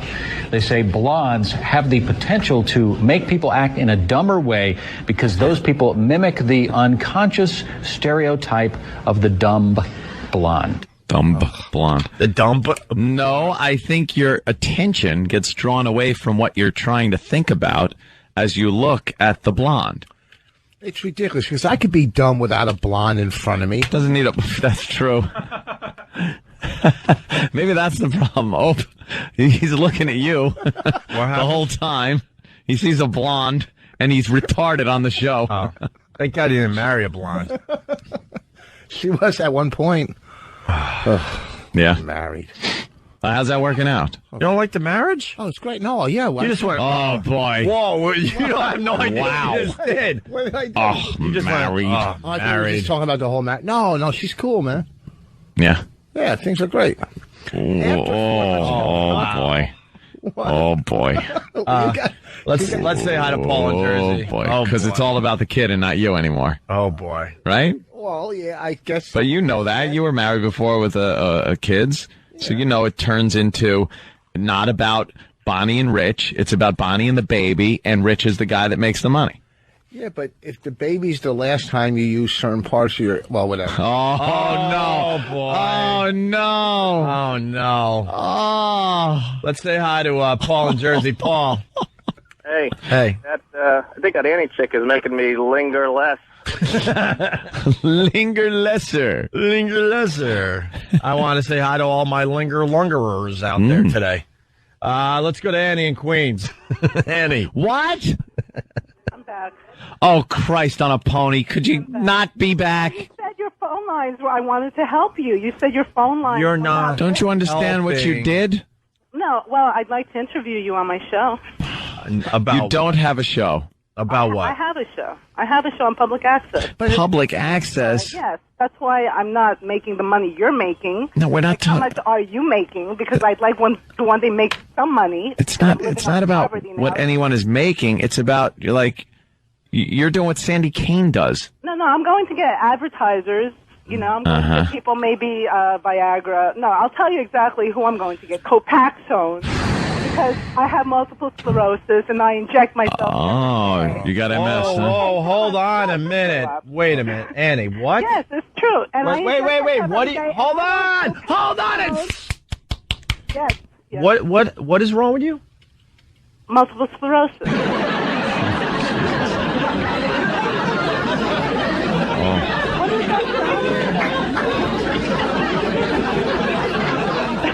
What? That's why you can't find a husband. Nobody wants to build a ramp.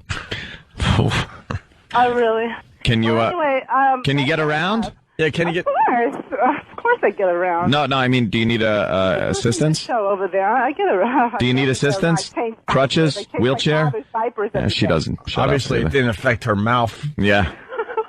Can you think of one person on this planet that says, "Hey, let's get home so we can listen to Annie on public access"? I couldn't even imagine what person would My ever. name is not Annie. Whatever your Whatever name it is. I That's couldn't my even. alias. There's nobody. Nobody could possibly go. Hey, you got to hear her on public access. Let's just spell out my name first. A-N-T-H-I. T like in Tom, H-I. I'm C-Spanos. Oh, Auntie. All right, what do you talk about on your I show? have to give you a lesson how to say my name. That's why I say Annie. What do you talk about on your show? And please send us two shows. and please send us a copy. Okay.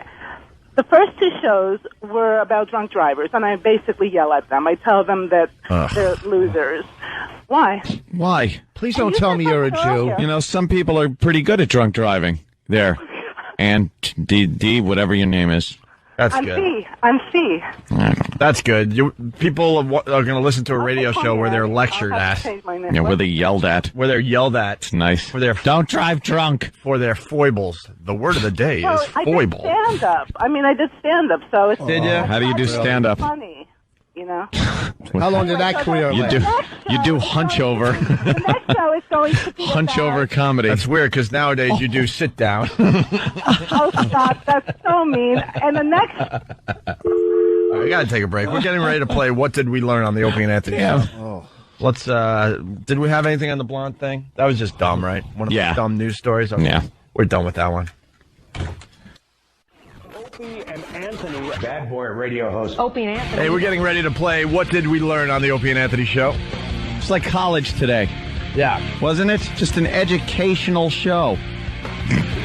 Brendan in New York, he picked up on something Rich said before the break. Yes, Brendan, we're going to start with you. What's up? What's going on, guys? Hey, Brendan. Dude, I just want to say one thing. I learned a lot, and that is never, ever date someone with MS, because I can't even build a birdhouse. How the hell am I supposed to build a ramp? That's all I'm saying. Yeah, I walked out of the studio during the break, and Tim goes, you guys didn't acknowledge Rich's great line. And what was the line about... She can't find it. Nobody wants to build a ramp. Yeah. and then we went off during the break. I'm like, you know, who wants a ramp outside their house? It brings down the value of your home. It's just that eyesore. Depressing. That ramp is an eyesore. An eyesore. That could take a castle and turn it into a trailer. Most people can't, maintain a deck and make it look nice. Right. You know, you got to stain it all the time and make it look nice. Those ramps just always look all rickety and... They're a bit of an eyesore. An eyesore. To the neighborhood. Painted gray. How come they never paint them a cheerful... Paint them festive. Yeah. I'm rolling my wheelchair up this festive ramp. And then you go out and buy Christmas lights, and you got to get extra lights because of the Decorate ramp. the ramp? You gotta decorate the ramp. Before Grandpa moved in, you only spending 50 on lights. Now you got to spend 52 because of Grandpa and his inconvenience. Thanks, Grandpa. You're going to chip in for the lights this year. The ramp. The ramp. Hey, I think we're blown up in Carolina. We get a lot of calls from Carolina every day. Mark, what's up? Welcome. Oh, yes. I just wanted to let you guys know what I learned today, that having Rich Voss by your side and Annie with her 50 dates and her multiple sclerosis, that she's overcome. Shut up. I didn't get it. Linger longer. Well, that's a Jimmy bit. What part of Carolina are you guys in? All of. All of Carolina? Yeah. Yes. Cool. Both. Love Carolina. South and North. Cool. What about East and West Carolina? Yeah, but the East and West don't get the acknowledgement they deserve. They really It's don't. all about the North You and the barely South. ever hear of East Carolina. I want to know what West Carolina is all about. I hear it's nice. Yeah. Yeah. I was working a club in Charlotte. I worked there once, and he won't bring me back. He said, well, he's too New York. Oh, really? That means too Jew, is what that really means. Wasn't Seinfeld and Sopranos a little New York, the biggest shows on TV? No, Sopranos was Jersey. You're comparing yourself to the Sopranos and Seinfeld. No, I'm saying no. Sopranos, Seinfeld, and Voss. And Voss. Thank God. You know something? That's wonderful. Sometimes the obvious just goes right over my head. Thank God you pointed that out. He actually compared himself to Seinfeld and The Sopranos, two of the most popular TV shows in history, and Jerry Rich Seinfeld. Voss. Jerry Seinfeld is making movies. You're a wisecracker. So that was a very good observation on your part, I'm thinking. This is where you guys are. Yeah. Those shows were both 10s on a 1 to 10 scale, right? Yeah. As a stand-up, I know I'm a 10. But did I ever tell you... Seinfeld wasn't successful because it was a New York show. Hi, Bonnie. Let me buzz you up. Right. Oh, here comes... It's Norton.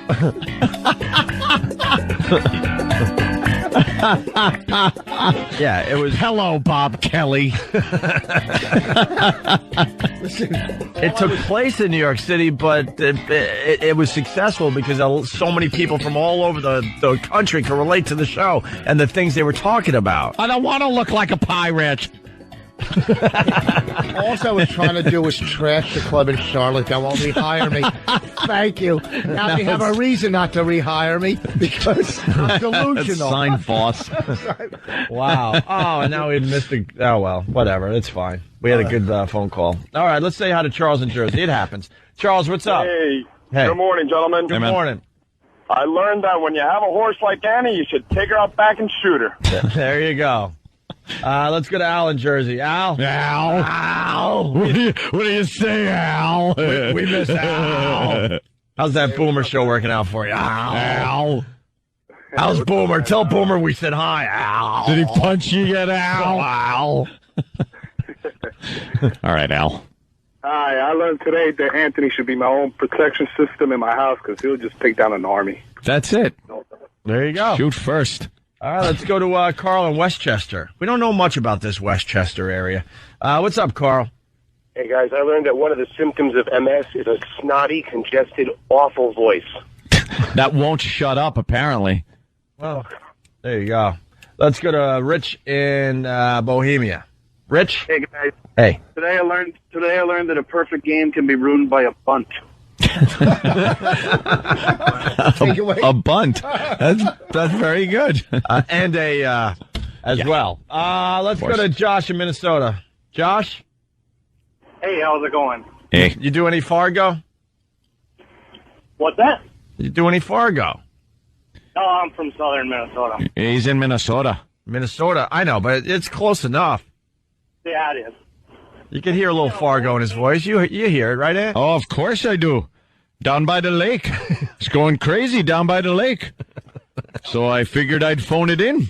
So I did. End of story.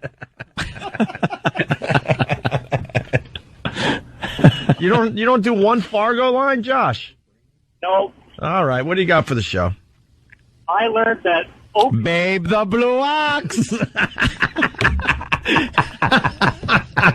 Love that line. What about that creep that was trying to pick her up when she was pregnant, man? Oh, you're such a nice lady. Yeah. Josh, go ahead. I learned. Okay, I'll let you get back to your paperwork then. Well, how do you know?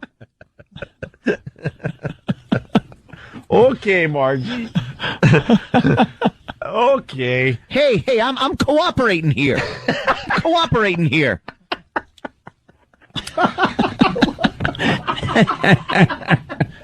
I love that. You see William Macy's face. Oh, William H. Macy's face, and he's like, yeah, and his pain, it's just, I'm cooperating here. Okay, I'll count him myself. And he's like, yeah, just a minute. When the cops are he's crawling out the window in his underwear. Oh, what the heck do you mean? It's my deal, Wade. Yeah, these are some sweet numbers. Yeah, but it's my deal. What kind of finder's fee you looking for? Finder's fee? I love when he goes home. He's downstairs and his kid is calling. With the dead father-in-law's in his trunk outside. Right. And his kid goes, Dad, yeah. Yeah. No, I think I'll go to bed. One of the greatest characters ever. Oh, it's classic. He's just in a world of trouble, and his kid is just yelling for him, "Hey, Dad!" Yeah. I'll be right up. It's so hard to have a kid have to murder someone. You're gonna call Dan Grossman? No, I think I'm gonna go to bed. So you married old son of a Gunderson. Yeah.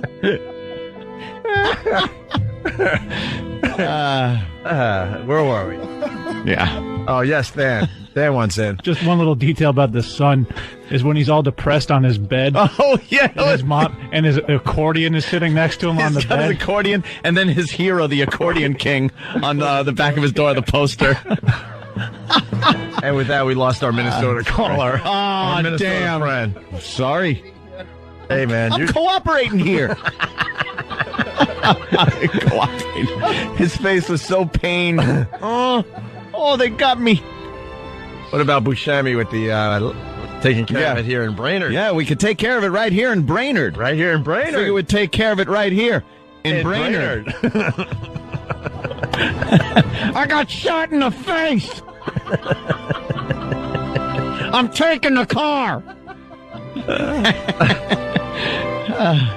One of my top 10 right there. I've told this a couple times in the last month or so, Rich, but I showed Lindsay that movie for the first time. She never saw Fargo, and I said, "Oh, it's a comedy, man. You're gonna love this." and halfway through, she goes, "I thought you told me this was a comedy," and I wasn't gonna back down. I'm like, "It is. Do you understand why this is a comedy?" When Buscemi's with the hooker too, and she's just gone, yeah. Okay, what do you got for me? What do you got? Right. Yeah, with that awful Minnesota accent. What do you got? Oh my God! What a great... I think the part where she goes, "I thought it was a comedy," when is it Buscemi walks around the side of the house, right, and his friend there is like. Put him in the wood. Yeah, No, it's Margie walks. Oh, Margie, that's right. Yeah. You're right. And the leg is sticking out of the wood chipper, and he's just jamming it in, and there's just blood mist all over. It's like, wait a minute, this is a comedy? I'm like, yes, it's hysterical. Look, there's a little sock on the foot. I could talk comedy. She points to her badge on her hat. Right. There are movies I find hilarious that aren't supposed to be hilarious. The other one is about Schmidt. We talk about that one from time to time. Oh yeah. That made me laugh so I got yelled at a movie theater and a ton of dirty looks because I would go to the movies during the day with all the old Bettys and stuff, and I thought that movie was hilarious, and I couldn't help it. I had to openly laugh in a theater. I rarely do that, and people got so mad at me. That same thing happened to me at Schindler's List when the kids were crawling out of the toilets. Right. I just started cracking up. That's hilarious. The mistake they made. I had a soda thrown at me watching Titanic. I was laughing as the people hit the propeller. That's E-Rock? Yeah. That's not nice. Girl jumped up and threw her Sprite right at my chest. Get out of here. got all mad. Yeah. Well, with About Schmidt, I mean, it's just one horrific thing after another after another Gotta after laugh. another. Then he's on the road, and they set up the scene by saying that he stopped by his boyhood home. And I just started laughing because I know that it can't be good. And then when it turned out to be a tire store and he's trying to figure out where his bedroom was. He's walking in the tire store like, I think this was my bedroom. I think this is where, and there's just radials on display. That's the point of the movie where I couldn't take it anymore. I was openly laughing like, this is hilarious how ridiculous this is. We get it. The guy is in a horrible spot in his life. Rob, Long Island, what's up? Hey, what's up? Yeah, I learned that if Michelangelo was a homo, he would have spent 10 years on his stomach. Painting the floor. That was great. Tim wants to use that in our promo today, but it's a good one. But that ain't happening. Oh no. That's too bad because that was Yeah, that was a good one. That was a good one. Cooperating. Cooperating here. He's also great in The Cooler. And Boogie Nights, he was great Boogie in Nights, that. obviously. But you've seen The Cooler, right? Yeah. Because he plays kind of the same type of pathetic role, man. Always. Where he was just used by everybody in the movie. Same with the movie where he played like a retarded guy, selling door to door. I don't remember that one. Scranton this week. Wait. When Alec Baldwin punches the pregnant chick in The Cooler, right? Yeah, that is hilarious. E-Rock is pointing out another hilarious scene. Did you laugh at that one, too? Oh, my God. Yeah. The Cooler is such an underrated movie, man. That movie was really good. Alec Baldwin was amazing in it. He was amazing in it. William H. Macy, William H. Macy was amazing in it. And a lot of people, we do it every time. Fargo, Minnesota. Oh, punches the pregnant. Yeah, that's what we just. Yeah, okay. I didn't hear it, but I read it. Sorry, I listened to the replay. Oh, no worries. People get confused. Someone on his feedback, Fargo, Minnesota, or North Dakota. Yeah. To us, it's close enough and gets us going with the Fargo crap. It's just anyone with the accent. Right. Which is the, It's close enough to sound like you're in Fargo. Yeah. That's all we're getting at.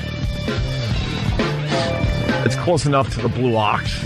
I heard the Blue Ox. I heard the Blue Ox went down last week or something. Really? Like the thing broke or something. Oh, no. Have to fix that. All right, I guess we're out of here, huh? Rich, I'm sorry. Get your plug in. Wisecrackers. Wisecrackers, Friday, Saturday, Scranton. And also this Thursday at Mighty Joe Young's in Westchester, White Plains, Mighty Joe Young's. Where's that? Thursday. I think it's in Westchester somewhere. Mighty Joe Young's. And then Friday, Saturday, Scranton, PA. Rich is hilarious. Make sure you check out Rich Voss if you haven't yet. All right, cool. All right, guys, we're off to XM. Have a great day. And here we are, XM Satellite Radio. Ready to broadcast. Wow.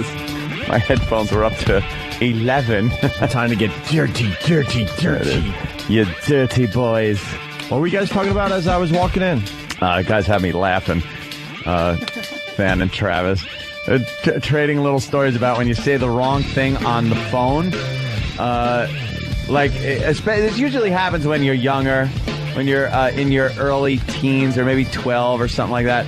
And you're talking to, let's say you're talking to your father, and you say, all right, baby, because you're used to talking to your little girlfriend, and you call her baby. I was 26. This was like a month ago. Get out of here. So you said, I love you, baby, to your dad? And then I quickly covered it up. I was like, daddy, baby daddy. Baby daddy-o. And then had one with his friend. Yeah, when I was like 12 or something, I was making plans with my buddy. I was like, all right, so I'll see you tomorrow then. He's like, all right, cool, love you. Did you call him out on it? Yeah, I was like, you what? You what? He's like, I thought you were my mom, which I don't know what that says about me, but that is really bad, yeah. Such a commitment. Embarrassing. I remember as a kid a couple times in like the department store in Macy's when you're little and you're with your mommy and you think you're walking next to your mom and you reach up and hold her hand and it's somebody else and you just I used to freak out and of course start crying like the big baby I was, but I grabbed like a stranger's hand and a lot of times they'd be like, hey, what are you doing? And at other times they said, whoa, this is my lucky day. Yeah. I got an 80-pounder. We were in a Dunkin' Donuts, and a song came on, and Bonnie thought I was next to her, and she leaned her head on some stranger's shoulder and started singing it, thinking it was me. Oh. Just some guy next to her, and she was so uncomfortable. Oh. Well, that's embarrassing. And when you give the wave to someone, you think it's someone you know, and it's not, and then you got to cover up by like scratching your head. It's just so embarrassing, man. Or somebody waves to somebody else, and you think it's you. Oh, you think it's you, and you wave back, and then the other person comes from behind, and goes, hi, how you doing? And you're like, and then you got to go walk past them like you were waving to somebody else behind them. You got a friend. Yeah. Yeah, but I got you all beat. The famous walking out of Shea Stadium holding Danny's hand. Well, that was nothing beats that story. That was a joke on you. We're just talking about like circumstances that just happen and you're embarrassed. Yeah. That one was bad. Yeah. But We had box seats for the Mets game because I don't think Rich has heard the story. And I went with Lindsay and Danny. I had 4 tickets, and so we still on next round, whatever. But Danny's a huge Mets fan, so we go, have a good time. We want to beat the traffic out, whatever. And I start walking all the way up to the exit, a long walk. And I reach behind me, and I have eye contact, and I grab Lindsay's hand, feeling real good about myself, my new chick. I'm in love. Here I am walking out, getting recognized, waving, hey. Somewhere along the way, they did the old switcheroo. This is why I love my chick, by the way. And she let go of my hand, and Danny grabbed onto my hand. And then she backed way up. So now it looks like, well, it didn't look like it was. It was. I was walking out of Shea Stadium waving and acknowledging fans as I'm holding Danny's hand behind me. And I'm playing it up, too. As I'm holding his hands, I'm just kind of making that, that face. Looking all coy. Just like looking around at people like, Oh, that's horrible. A little girl in a relationship. Well, Lindsay to this day goes, you didn't notice the calluses on his hands? How do you not notice, like, Lindsay's hand as opposed to Danny's hand? I guess you don't have... I have nice hands. I'm not saying you plow fields every day or anything, but, I mean, the difference between Lindsay's hand and your hand has to be noticeable. Very girlish. And then we got to the exit. Now you're out of the stadium for the most part as far as people checking you out or whatever. And I turn around and they're laughing hysterically. I'm like, no. How long was this like this? And I'm like, and then it hit me. I'm like, oh my God. I know it's different, I guess, than what you guys are talking about, but they are bringing it up like crazy on the instant feedback there.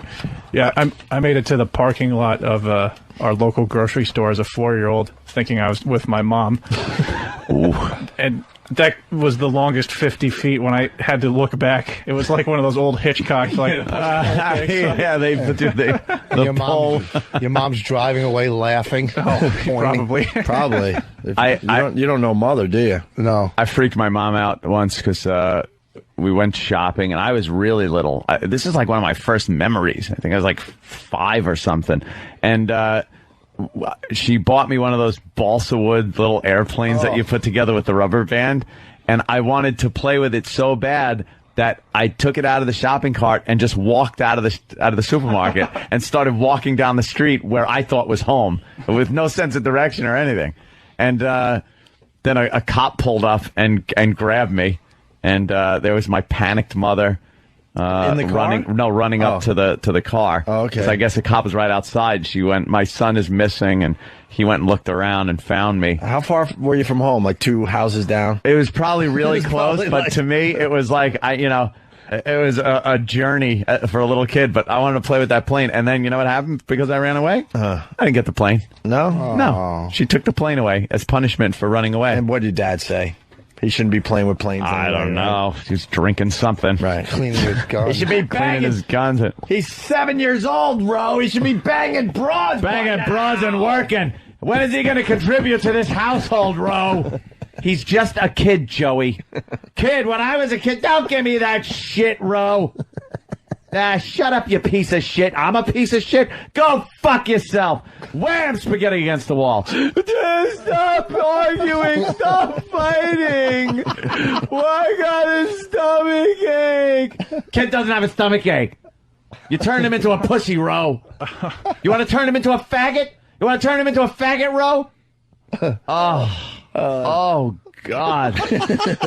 Oh, I just should have fucking sucked cock and showed both of them. Look what you did to me. Like it was yesterday. He remembers this stuff. Oh. Hey, we got a great one coming in. Constant. Let go and let God. Shut up, 12-step asshole. It's the feedback. No name, unfortunately, but the guy writes, I said I love you to a coworker as if she were my wife. Oh, Just had nightmares about a harassment lawsuit. Yeah. That could get you in deep trouble. I know I've tripped up on the phone like that, but I can't really remember exactly the circumstance. I think there was an I love you in there once, and it was somebody really inappropriate. You ever call the wrong or something? You ever call the wrong person? You're like, oh fuck, I don't want to talk to this fucking person. Then you make up some bizarre reason why you're calling them.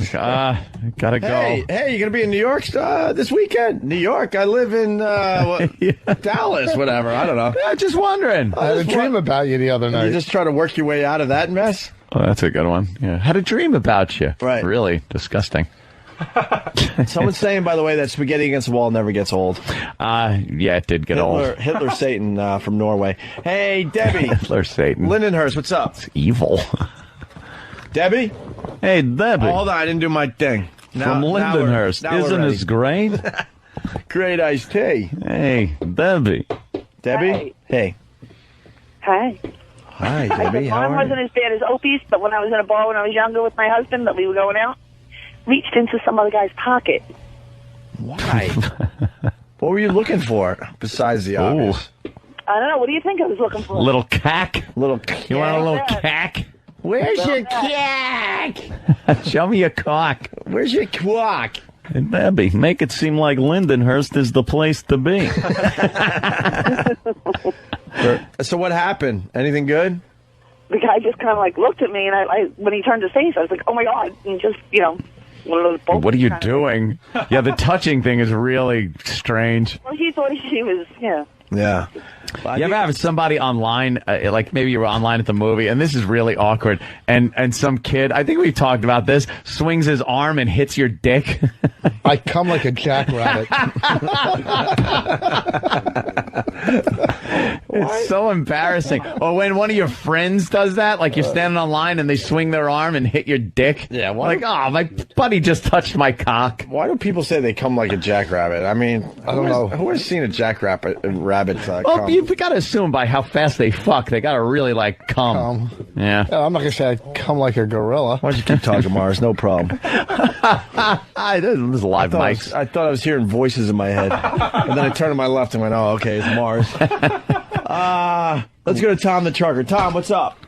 I had a comment about, it was kind of along the lines of your whole thinking somebody's waving to you and they're really waving to somebody behind you. I find myself in situations where I'm standing around a lot of other truckers waiting to check in at a receiver or something, and somebody will be on a Bluetooth headset and talking, and you don't realize that they're on a Bluetooth, and they're just talking and they're looking at you, and you start answering them, and then you realize that they're not talking to you, and that yeah. kind of thing. And Yeah, that happens in cabs a lot. You'll give the cabbie, you'll say, like, yeah, I would need to go to 45th and 3rd or something, and they go, okay, and start driving, then you hear them go, like, Yeah.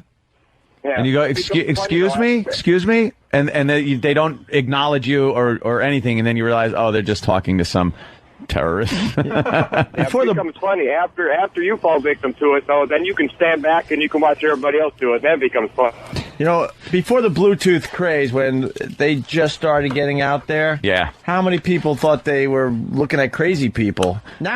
Now it's pretty much accepted. If you see someone babbling, you're like, oh, they got to be on a Bluetooth. Just walking down the street talking to themselves. Yeah, but at first it was the most bizarre thing. Like, what is wrong with that fucking person? Yeah. And it's the animated people, really, too, because there are certain people that can just walk and talk. And then there's people that have to, like, make hand movements and emote with their body, and that looks really odd. How come if you're in a restaurant and somebody, or whatever, it doesn't matter, and somebody's talking on a cell phone, you get mad because they're talking?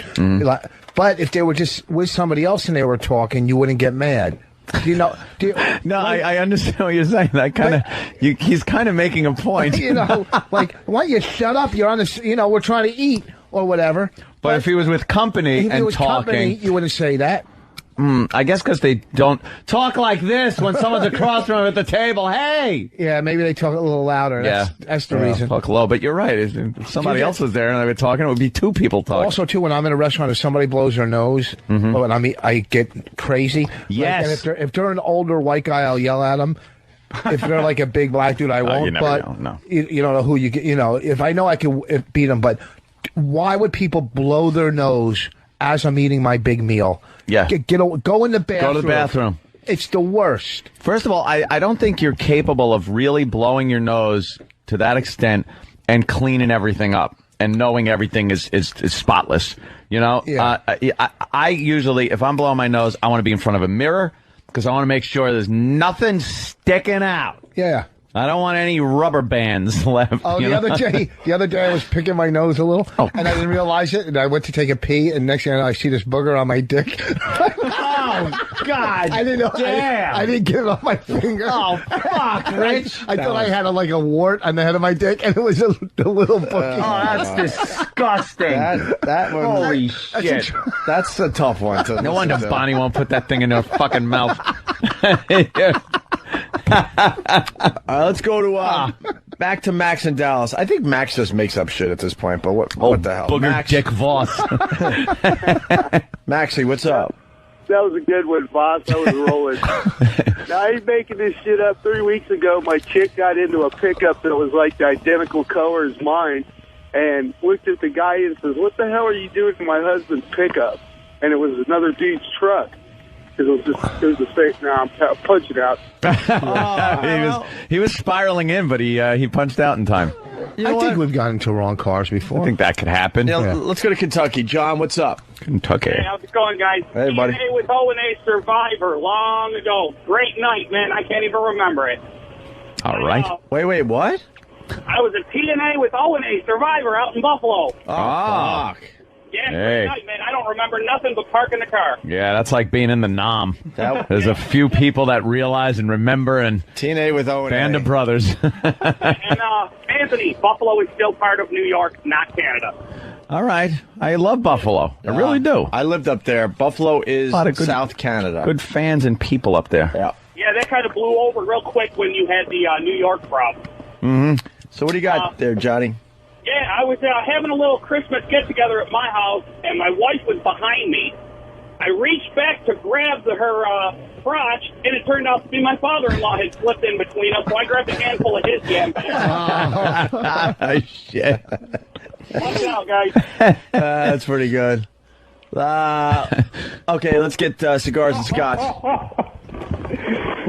Cigars? I'm sorry.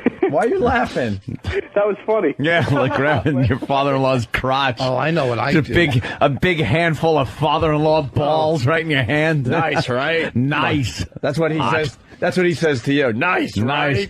Thank you, son. I knew it. I saw it in your eyes. I might have told you this. Let's say we lose the dead weight and get this party Get started. rid of that gal. Cock block. When I was getting married to my first wife, Kelly, they were having an engagement party. The whole families, everybody was in there sitting down. My family, her family. I might have told you this. And her last name was Gilligan. So we opened the presents. We opened the presents, and I went to say thank you. And I want to thank Mr. and Mrs. Wadley, my ex-girlfriend's last name. I said in front of everybody. Yeah, that's a slip.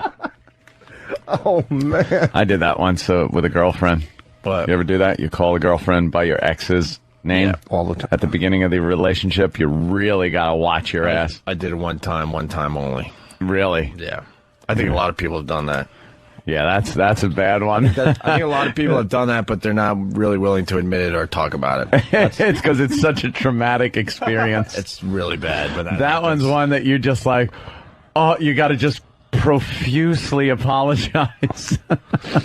It's just, oh my God, I'm sorry.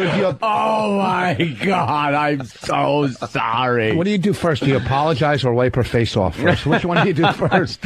No. God, oh my God, you say that during like sex? Or... No, not during sex. No. Never. I've never done that during sex where you say the wrong name. Why, you done that? No. But like you just walk in, you're hanging out, and then you go, oh, and then you say a name and go, oh, fuck, that's not who I'm with right now. I did it one time during sex, and she goes, who's Frank? Rich. Yeah, I've mentally rehearsed my naughty talk because I was like, all right, you're probably going to say the right name, but let's just go through it. Yeah, exactly. One time in your head. You do not want to slip up, man. Oh, hey, let's say hi to awful. There's some great ones coming in. This was just such a throwaway thing that happened as we were setting up here, but the phones, you guys got them ringing. Cigars, go ahead. I'm sorry, getting back to you here. I was at my mother-in-law's house, and I came up behind what I thought was my wife. Started doing a two-handed shoulder rub, got my mouth right next to her ear, did a creepy little like, turned around, it was my sister-in-law. Like a kick in the chest. Oh, wow. I can't explain my way out of this. They don't even have the same hair. What are you doing? And I remember another one. Okay. Nice cigars. I was in a movie theater. My girlfriend couldn't make it to the movies, so I went with my brother's girlfriend. And we were just sitting in the movies, watching the movie. And at one point, just unconsciously, I reached over and put my hand on her thigh, and like just rubbed like one rub. And then I looked over, and she's looking at me like, "What the fuck?" She's got a "What the fuck are you doing?" face on. I was like, "Holy shit, I'm so sorry. Oh my God, I didn't. Because I was going to go with my girlfriend." I felt like such an ass, turned completely fucking red. I think your brain just lets its guard down every once in a while. Yeah, it was one of those natural moves. Like, I'm watching the movie. I really just thought I was with a girl. It was my girlfriend. I was supposed to be there with my girlfriend, so I just kind of whomp. Explain the cock and the popcorn then. Yeah, that's just mandatory. I do that no matter who I go to the movies with. Here, Mom, have some popcorn. I don't even have to go to the movies. I just carry popcorn with me. Do it at home. Doesn't matter. Children's hospital. Wherever. Let's go to... Do you have change for... And, hey, you want some popcorn? You want popcorn here? Let's go to Newburgh. Newburgh, what's up, Mark? Good morning, guys. What do we know about Newburgh? I don't know. What is Newburgh known for? Is Newburgh trivia? Yeah. Used to be known for a lot of crime. Yeah. The Nuremberg trials. Oh, no. Not Nuremberg. Oh. Newburgh. Like my hometown is Centerport. Mm-hmm. Not much to know. Maybe old fishing port. A lot of clamors in Centerport. Mm-hmm. What can you tell us about Newburgh? Not a whole lot. You had that bridge that leads to the prison. That's correct. Well, look at this. Rich Voss knows a little bit about Newburgh. What bridge and what prison? Newburgh Beacon Bridge. Newburgh Beacon Bridge, and it goes right past two of the biggest on each side. There's like a prison on each side. They're unbelievable. You can pull over and just stare at them all night. That sounds like a hell of an evening. How bad do you need cock? These are remarkable prisons. I mean, they look like this big mental institution prisons. Yeah. Aren't they big? What ones are they called? I have no clue. Yeah, all right. Mark doesn't want to talk about Newburgh. What do you got, Mark? No way. It doesn't matter. I just don't know a whole lot about the town I've lived in for 40 years. Anyway, I got out of the hospital. I had my hand in a cast because I had cut some tendons and ligaments. I had a prostate operation, so I had a colostomy bag sticking out of my cock. And unfortunately, I had my well pump had gone at my house. And I called all over the place looking for someone to fix it. No one could. And finally I find a plumber who says, "Oh, yeah, no problem. You sound like you're in a real tough bind." Well, can I make the obvious joke? Your well and your pump also was on the fritz. Correct. So I finally find a plumber that's willing to come up and do it. And just not thinking about it, I said, "Oh, man, I love you." And there was silence on the phone. And he's like, "Excuse me?" I said, "Oh, no, I'm just really happy you can make it." He goes, "Yeah, just give me a handshake, that's all." Wow, so you intentionally said it, though. Plumber, you love him. You were excited to see him. Yeah. Thanks, sir. Let's go to Carl in Jersey. Carl. Hey, what's happening? Hey. I was in the cafeteria lunchroom, and I was sitting across from a friend of mine. They were eating, and I reached down. I thought I dropped a piece of crumb on my shirt. I eat it, and I think to myself, I haven't been eating corn. Why does this taste like corn? And he coughs, and another piece hits me, and I look, and he's eating corn, and I guess that was his corn. Oh, shit. Oh. You ate someone else's spit up. Wow. Punch it out. Just the fact that he was going to eat his own food off his... Dude, where's my weed? Florida cops give out number to reclaim 60 pounds of pot.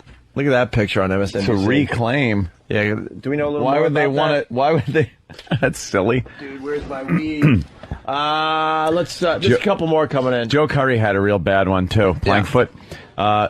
We were smoking pot and pretty stoned, and someone hawked a loogie on a chain link fence, and it stretched between two links on the chain link fence. And the guy that did it went, "Oh man, look at that Luger." goes, look at that loogie or lunga, whatever he said. Joe Curry thought he said, look at that doob, thinking that there was a joint wedged in the fence. So all we saw was our friend go, look at that Luger, and Plankfoot walk up and grabbed it. And pulled it toward him, thinking it was a joint. He was that fucked up. And we had no idea what his mindset was. We were like, why is he grabbing someone's fucking lung snot hanging from a fence? Yeah, snot is a rough one. Justin in Kansas. Justin! Yo, what's up, dude? Hey, man. Go back for holidays with my new chick and everything, and a bunch of us go out, local bar there, get all fucked up, and go back home. Well, my brother's there, too. Go home with the chick, lay in bed. She's like, I gotta go piss. She's all drunk. Comes back in, I end up passing out, wake up next morning, she's laying in bed with my brother.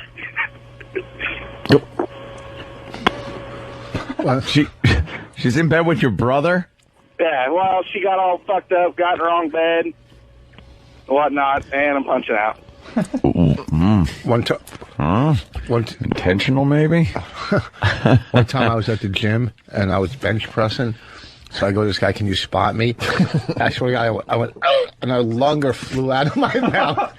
And he was and landed on his pants. And it's so embarrassing, like when you're cleaning your lunger off of some guy. It wasn't a big one. It was just a little flying mucus that came out of my throat from grunting. He returned the favor by teabagging during the next set. Push the weights back on your neck and fuck your mouth. Let's go to John in North Carolina. It wasn't at Attica. Speaking of Attica, John's got something for you. I think, I can't believe you let this one go by. Rich Voss with his hot prison stories. Now he's telling you where the hot prisons are. Yeah, where you can stand at night and watch hot prisoners. From the bridge, you got a nice view into cell block C. Yeah, what's that? You're obsessed with prisons, Rich. Oh, let's go to Jeff in Texas. Jeff. Hey, I had that similar mistake slipping up, telling people things on the phone. I left my ex-wife. We had to make the whole kid exchange custody thing, calling up to arrange to make that change, and I made that little slip up where when we were hanging up the phone, I go, "All right, I love you," for a habit of being married for 6 years. And I so you said "love you" to your ex-wife. So you looked like a douche. Oh, it was my choice to leave, so here I am thinking, oh, great, she's thinking I want to fix things now. Say, not you. Yeah. Yeah, oops, sorry. Anyways, punching out, guys, thanks. Thanks, sir.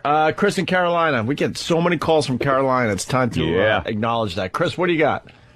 Well, my brother and I had a boat, and we could actually stay out on it for the weekend. Our wives would go out, and we'd usually get pretty messed up, play cards, and the girls went to bed.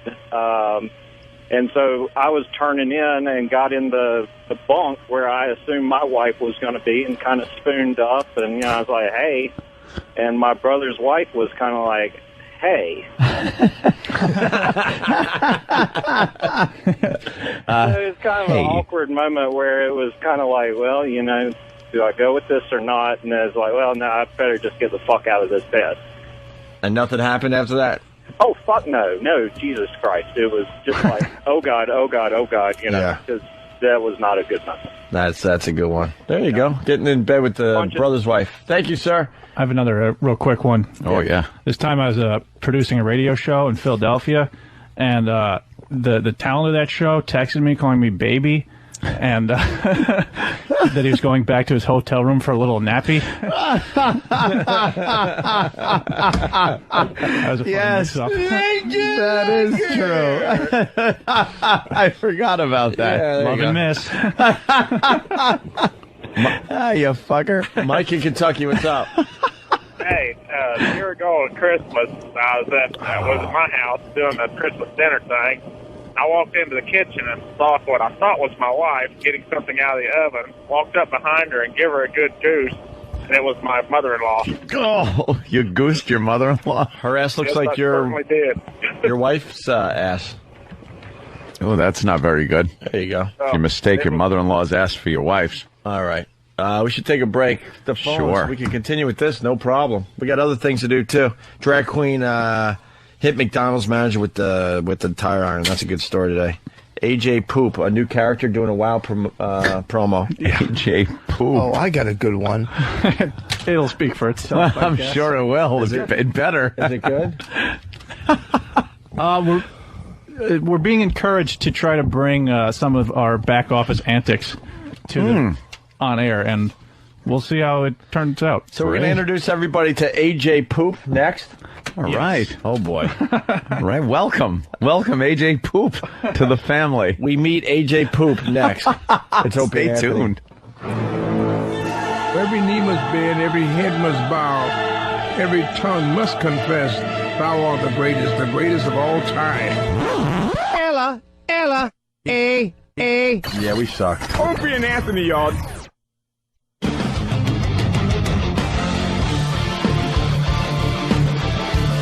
It's the Opie and Anthony Show on XM Satellite Radio.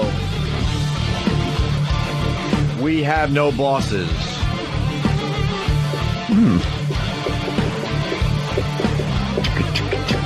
Henry Crinkly. Hendry. From Hopper Street writes, I'm a cop. You idiot. I'm working with a guy I hardly know. A chick is walking towards us smiling. I say to him, I wonder what this ugly cunt wants. No. He proceeds to tell me it's his girlfriend. Ow. Is that the one with all the shit in her face? That's my wife. Hey, we got to meet AJ Poop, but we can't blow off Jeff in Middletown. Jeff, what's up? Hey, guys, what's up? Hey. I was playing a volleyball game, and right before it started, my hemorrhoid that I had for a while had burst. But I was prepared for this, so I took some those Tux pads and plugged it up there to soak up all the dark blood. And during the are you guys still there? Yeah, I'm just fucking gagging. Dark hemorrhoid blood being sucked up in a Tux pad. Okay, we're with you. Thank God it's in between meals right now. Oh, my nose. I dove for a ball in one play, and I felt a little slippage, and I knew that it fell out. So I tried kicking it under the sand, and I realized during the next play that someone had stepped on it and was investigating what it was. So to make a long story short, I know this It's already a long story. You can't say to me, shut up. It's fucking long already. I don't care. Face. What? Just make- I love you, boss. Yeah, I love you. So the next game, I had shoved another pack of Tux up there, and when I felt it getting really soaked with blood, I very awkwardly stuck my hand down my pants to pull it out. And then when no one was looking, I tried to throw it out of bounds, like over a fence. Yeah. And I guess the blood didn't weigh it down enough. So it got stuck on this fence, and it spread out perfectly like a bloody flower. And then everyone was looking at it afterwards like, what the fuck is that? So I got that. All right, that's pretty disgusting and embarrassing. Right on, Jeff. I think we're going to take one more. It's Neil in Houston. Neil, what's up? Hey, what's happening, boys? What up? Oh, dude, I can't even believe I'm telling the story. But it was probably a couple of years ago, I was managing a restaurant. And for some reason, I guess I had the feeling to just go jack it. And so when I finished, I walked Get the feeling. When I walked out my office door, one of my servers asked me what was that, with this horrified look on her face. And I looked down and I had cum on my leg. Oh man, dude. I was mortified. I just turned around, walked in, and cleaned it off. Oh, that's hilarious. Thanks, guys. There you go. On stage one time, I was wearing white painter pants when I first started comedy. I didn't have any underwear on. And I took a piss in the bathroom. I didn't realize, but it left bright yellow stains. And I'm on stage, and some girl in the audience goes, "Look, he has piss stains." And the whole audience was pointing at me. And That's a horror. I was only doing comedy for 3 or 4 years, and I had to close the show, and it was the beginning of my set. So I'm up there the whole time, and all I'm thinking about is everybody's looking at these. Everyone's bright just yellow looking at your piss stains. Look, he's got piss stains. What a cunt. And one Jesus, keep your mouth shut. And then one time in Fort Lauderdale, right before I was ready to go on, I farted, but a little shit came out. And they were ready, and I had to run in the bathroom and take my underwear off and put it in the garbage and go up on stage with, like, shitty ass. You know what I mean? Like, you could just feel the moisture. Oh, who hasn't ditched underwear? God. Yeah, damn. Rich, you're disgusting. You really are like an old man. This was He's a long shitting time. himself. I know, He's but- pissing himself. He's putting snot on his dick. You do things that like old men do. Piss yourself and shit yourself. Right. And have snot on your dick. Yeah. Hey, let's we're going over there? All right. Oh, yeah. We get to meet AJ Poop. Yeah, it's not even his full name. What's his full name? What's his full name? It's AJ. Why is- AJ Wait. Jingleheimer Poop. As we ask what is his name, his full name, whatever, Sam walks in. Why is Sam... He's shaking his head, too, like, he's a little disgusted. Are you AJ Poop? Well, What's his full name, Sam? his full name would be AJ Poopy Shits. AJ Poopy Shits. Yeah. Well. Yes. All right. Are you feeling all right? Sell it, Sam. Well, Yeah. many months ago, this character was invented when we were back in the office after a show. Why is Danny Wait a minute. coming Danny's coming in now to... Danny was there when we invented. We were watching. I just wanted to reiterate that this wasn't months. Like, this was at least over a year ago because we had a different executive producer at the time. Okay, sure. That is a while ago. So we were watching like the news, and this guy came on reporting, and he had a lisp and everything. He had the whole sort of stereotypical gay thing going on. But it wasn't a sexual thing. It was the news. So I started speaking in that type of voice, but all I would talk about was how much I liked women.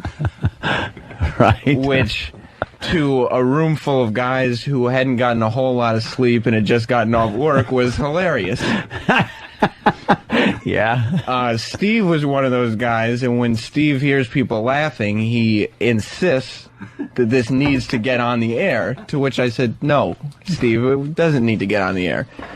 However, Steve has decided that from now on, anything that gets a laugh must be submitted to be put on the air. Oh, that's a good idea, though. Oh, my God. That's a good idea. It's kind of funny. Yeah. So, Could work in many different ways. None of them good. About time to learn that lesson. You've been here over 3 years. So, because of that, I was forced into making a promo as AJ Poopy Shits. Okay. Oh, that's the guy's name with the effeminate voice? Yeah, actually, I thought of AJ, and Steve was able to help me out by thinking of the Poopy Shits part. Yeah. Ah, okay. You could sell this character to Loper and Schmitty, you know that. Schmitty Balls would love this one. Schmitty Balls, formerly known as Wicker Face Pants. What? Whisker Basket. I have no idea. Whisker Biscuit, I think. Biscuit. Oh, whatever. Wicker Basket or Whisker Biscuit or some shit. Let's meet AJ Poopy Shits. Poopy Shit. Here we go. Oh, no. Hi, I'm AJ Poopy Shits. I love chicks and I love tits. It's my favorite part of chicks. That's why I love the Opie Anthony show and their WoW sticker promotion. You just log on to the website, get yourself a sticker, throw it on the back of your hoopty, and you get to see some great chicks and their tits. Who could ask for more? Certainly not me. I'm all man, and if there's one thing that men like, it's chicks. Sometimes at home, I'll stand in front of the mirror, totally buck naked, and tuck my dick in between my legs. Pretend I'm a chick with great tits. Toodles. All right. It's the first observation of many. Yeah. You do there's that a few way there. too good. Yeah, I'll give you that. Look, Yeah. he's crying. He's tearing up. Just hearing your work on the air like that must be an emotional It's two moment. countries. It's two countries. I don't like AJ Poopy Shits. Neither do I. I love him. Whoa! I love him. Yeah. The voice, you do it very well. It's so well that it's disturbing. Yeah. It's kind of, disturbing. And then the imagery that came to mind with the nudity and the tucking was, again, very sexy. I can't take full credit for the writing, but I will take partial credit. Oh, okay. I think we need more AJ Poopy Shits promos. And the music in the background was very good. It was. You should do like a chick report. Oh, You're like the expert chick guy. Yeah. All right. That'd be good. Something maybe like you're on location at spring break. Well, just like maybe looking at the hot chicks. Maybe just talking about like the hot chicks in pop culture. Just like you write up a whole thing. Oh yeah, What chicks you find hot and why? Like a celebrities. Yeah. All the hot movie chicks or TV or something like that. Well, that would just be a joy to do. What a smart ass. G Baby from OA Experience writes, that was hilariously bad. Wayne Green from Calgary writes, Sam, that was awful. Boo. Boo. And Gabe from Staten Island writes, this is worse than Spuds Buckley. Linger longer. Oh, no. That was hurtful, sir. I also saw it. I didn't see who it was. AJ Shitty Bit.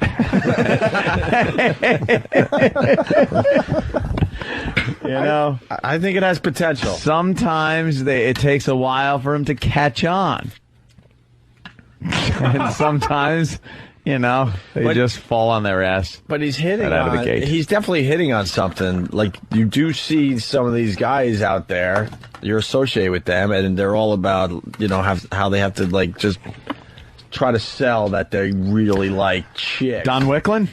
Well, I That's said, who you're talking about? I said some guys, but someone sure, who if you wanna acts make it very personal. effeminate and gay, yet is constantly pushing how manly he is on people. And to completely try to throw us off, he got married. Yes, that would be him. Yes, that still didn't fool me. Not a bit.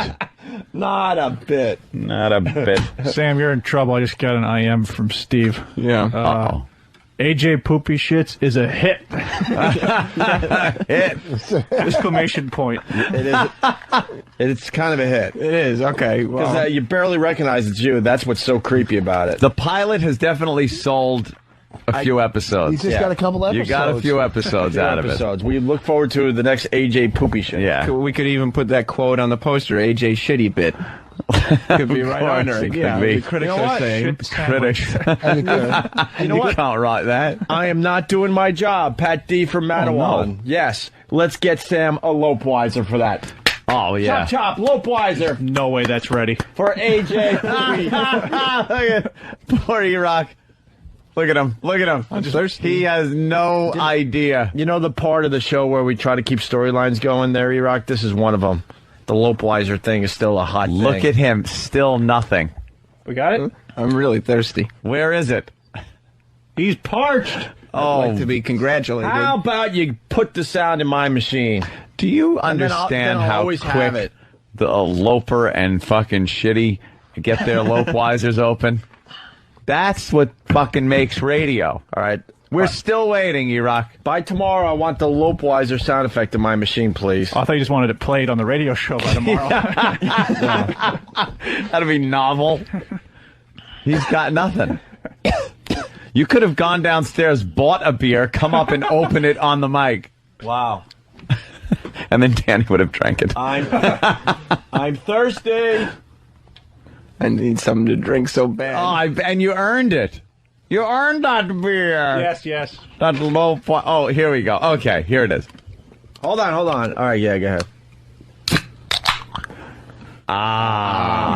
There it is. Thank you. We had to do it live. Had to actually use Foley, old Foley sound. Next, we're going to make the sound of a horse. Yeah. AJ Poop. What? I said AJ Poop. I don't even, Oh, you got the first one. He didn't even write the full name on this. He just hands you a CD that says AJ Poop on it. Here's your AJ Poop. Now get lost. All right. Well, we got a look few forward episodes. to, more of that. Me too. Hey, we got swarmy, songs? Or cheesy? What are we talking about here? Cheesy songs. And remember that pot story we just talked about? Why don't we get this out of the way, too? Some dude lost like 60 pounds of pot. How's this machine going to work there, Than?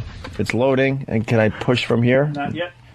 You have to do that, and then I can push from here? Poor Bill's got a shill for that fucking... Ugh. What? I know. Clinton. I'm just watching Bill Clinton. Like, the guy was president. Understandable.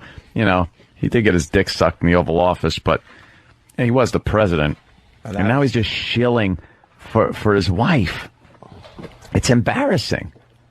It's like embarrassing for a former president. Of course it is. The guy he had the job.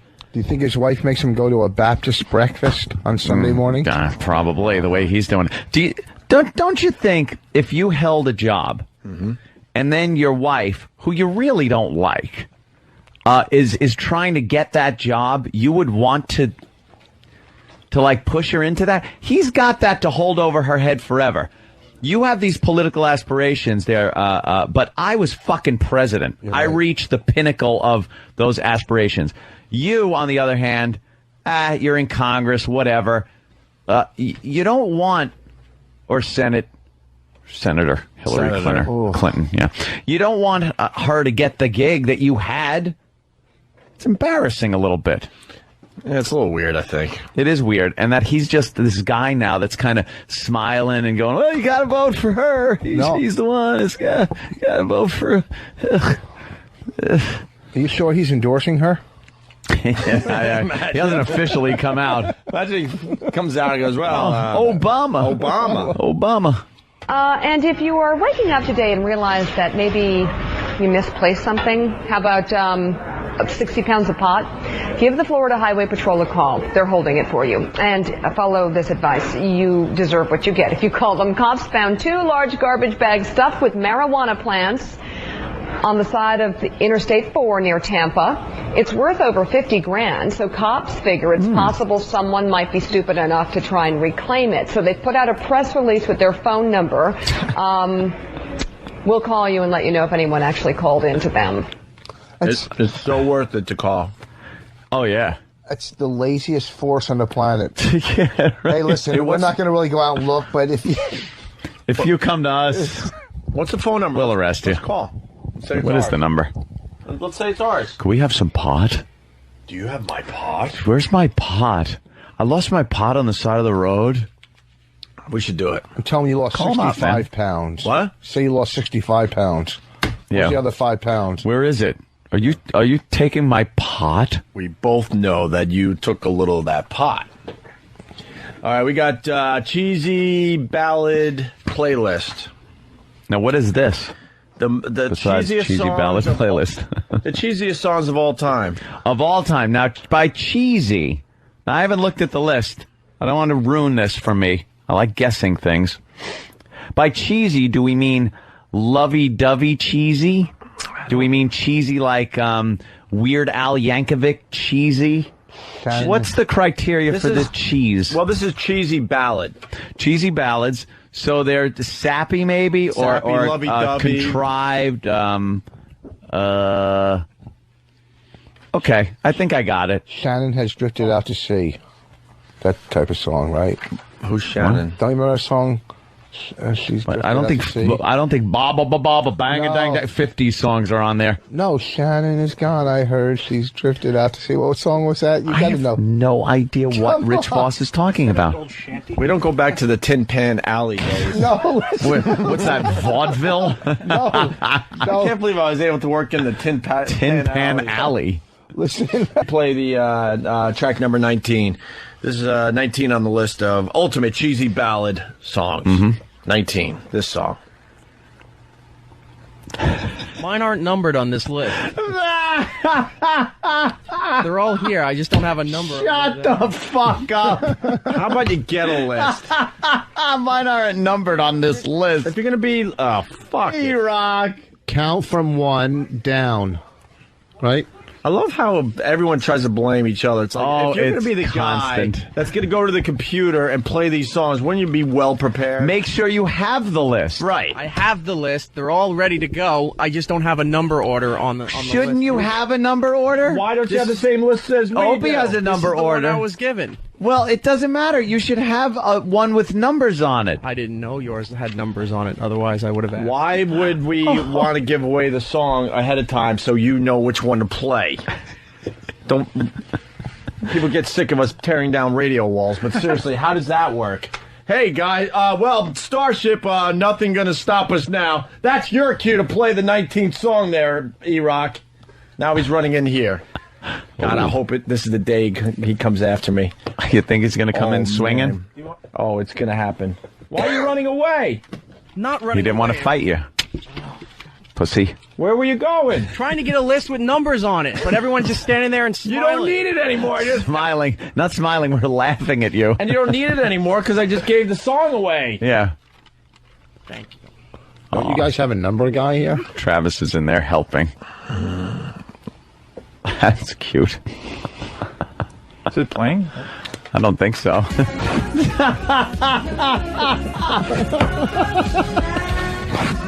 And there goes the list.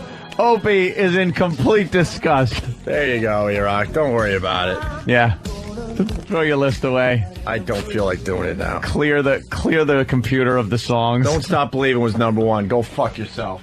Oh. That was 20 minutes we wanted to do right there. Oh, boy. Local resident Philly writes, someone get E-Rock a dope wiser. You got a dope wiser for yourself? Oh, my God. Oh, there it is. There you go. Drink that dope wiser. It's a dope wiser. You actually had to push the dope wiser sound effect.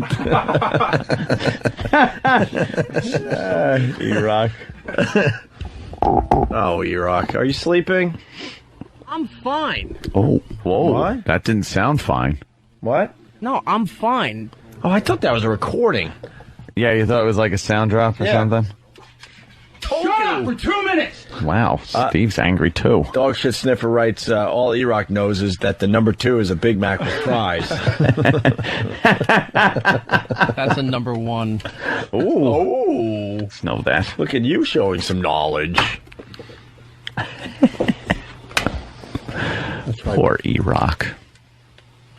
He's getting the brunt of things. Let's say hi to Matt in Queensbury. Matt, what's up? Hey, guys, did you notice Voss's brilliant help in that countdown when E-Rock didn't have a list? Voss goes, you just count from 1 down. So One down. survey. 1. Yeah, if you look at the list and you take the top one, you put 1 next to it, you can get to 19. That's counting up, though, where we come from. What are you talking about? 1, 2... Oh, you're right. Yeah, punch it out, guys. Yeah. Yeah. Well, but you're going down the page. So Don't Stop Believing is the cheesiest ballad of all time? Yeah. That song rules. I wouldn't have... That song ruled way before The Sopranos used it, by the way. What about that one where he's... where they were on the tour bus in the video? Where he was shaving his mustache off. Was that Cherie when he went solo? His solo stuff's pretty bad. Cherie or whatever it was? Oh, Sherry. But Give me their list of songs there, Stan. Faithfully. Yeah. Faithfully is kind of... Faithfully? Yeah. That was a bad one. God damn, is she fine? Who's crying now? I know, this Puerto Rican girl that, had pepper spray on her? What the hell did she have on? Yeah, somebody tried to sabotage her winning the Miss Puerto Rico. She is so fucking hot. It's unbelievable. She's perfect. They put pepper spray on her face and in her dress, and oh, they could put battery acid on her and I'd still eat her. Ooh. She is. Oh, Cherie was not a Journey song. Yeah. That was it was a Steve Perry song. Opie, Faithfully. A lot of people saying Faithfully. Yeah, this is a little silly. And Russ from Alabama, I don't need a ruling, you ass. All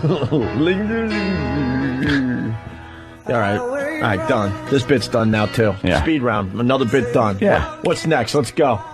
Come on, we're on a roll. We're on a roll. Wham, wham, over. Over, Faithfully.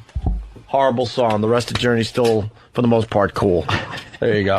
End of story. End of discussion. They had to put an album out. They needed a couple more songs. End of story. Here we go. This will kill a minute. Curling iron, earrings, lipstick, makeup, usually items that women use to get their day started. But according to police, 3 guys actually got all dolled up before committing some unladylike behavior at a Hickory Hill McDonald's. These 3 guys are accused of dressing up like women and behaving badly. Memphis police say they attacked 3 workers at this Mickey D's in the 3600 block of Mendenhall Sunday night. After placing an order at the drive-thru, police say the cross-dressers weren't loving the service, and that's when things got heated. Workers told police that's when the guys came inside the restaurant and started a fight. They're accused of hitting the manager with the tire iron, and when he fought back, that's when they kicked off their stiletto boots and took off their hoop earrings and really let him have it. They even hit the guy upside the head with a wet floor sign. With a wet floor sign. Nice. Hey, what I want to know is, he fought back after he was hit with a tire iron. Would this fucking guy have a fucking helmet? After you get hit with a tire iron, you go to the hospital. You don't fight back. It's not a movie where you just keep going. Right. Yeah, tire iron is followed by fucking emergency room. If somebody hit me with a tire, I'd quit. Fuck the iron. The iron. Just a rubber part. A fucking tire iron. How do you take a tire iron? That's a tough guy. Unless, the cross-dressers really kind of didn't hit him hard with it. Might have just poked him with it. Yeah, you're bleeding. You don't come back from a tire iron. Fought back. When you get somebody with a tire iron and they're still standing, that's when you just fucking turn around and run. You don't take your earrings off. Not these guys. They took the earrings off and beat him up. All right, end of story. What's next? All right, well, Speed round. Let's move into Morning Zoo bit of the day. Love Morning Zoo bit of the day. Yes. Richard from Alabama. No, you need a ruler shoved up your ass. Thank you, sir. Here's your Morning Zoo bit of the day. This is a Campbell's Chunk Soup with Britney Spears bit. This is heard on several morning shows, including the syndicated Dave and Jimmy show. Dave and Jimmy? I knew he's been gone for a few days. Where the fuck? Dave and Jimmy. And the Do Dave show on KDWB in Minneapolis. The what? The Do Dave. What about AJ Poopy Shits or whatever the fuck his name is? I want Sam to do that live. Wow, that could be rough. Yeah. What, right now? You want to see if he... Because I'm thinking he makes, like, facial expressions. Yeah. And maybe body movements. Yeah, Does he put his hands on his hips? He is a little twink. I think he's method. I think he gets into the character. Do you get into character like Mr. Imus? Yeah. You got to use characters. All right. Don't look at him. Right. No one can. Do you turn around and fix your hair? No one can. It might look something like this. Let's go to cam 1. Wait, we have a girl that ate 10 pounds of her own hair. What? Laura from St. Louis sent that in to us. That's crazy. We got that story? I gotta hear about that one. Okay. Hold on a sec. AJ Poopy Shits is in the studio. AJ Poopy Shits. And you could, I guess you could intro like Morning Zoo bit of the day and talk about how hot Britney Spears is, because you're all about the chicks with tits. And that's your catchphrase, by the way. Don't forget. Chicks with tits? Yeah, you could have used that a little more in your promo. Okay. I was feeling like you got a catchphrase now. Mm-hmm. That you like chicks and their tits. Okay. Was that the line? I think so. Yeah. All right, stop talking like salmon, and now let's say hi to AJ Poopy Shits.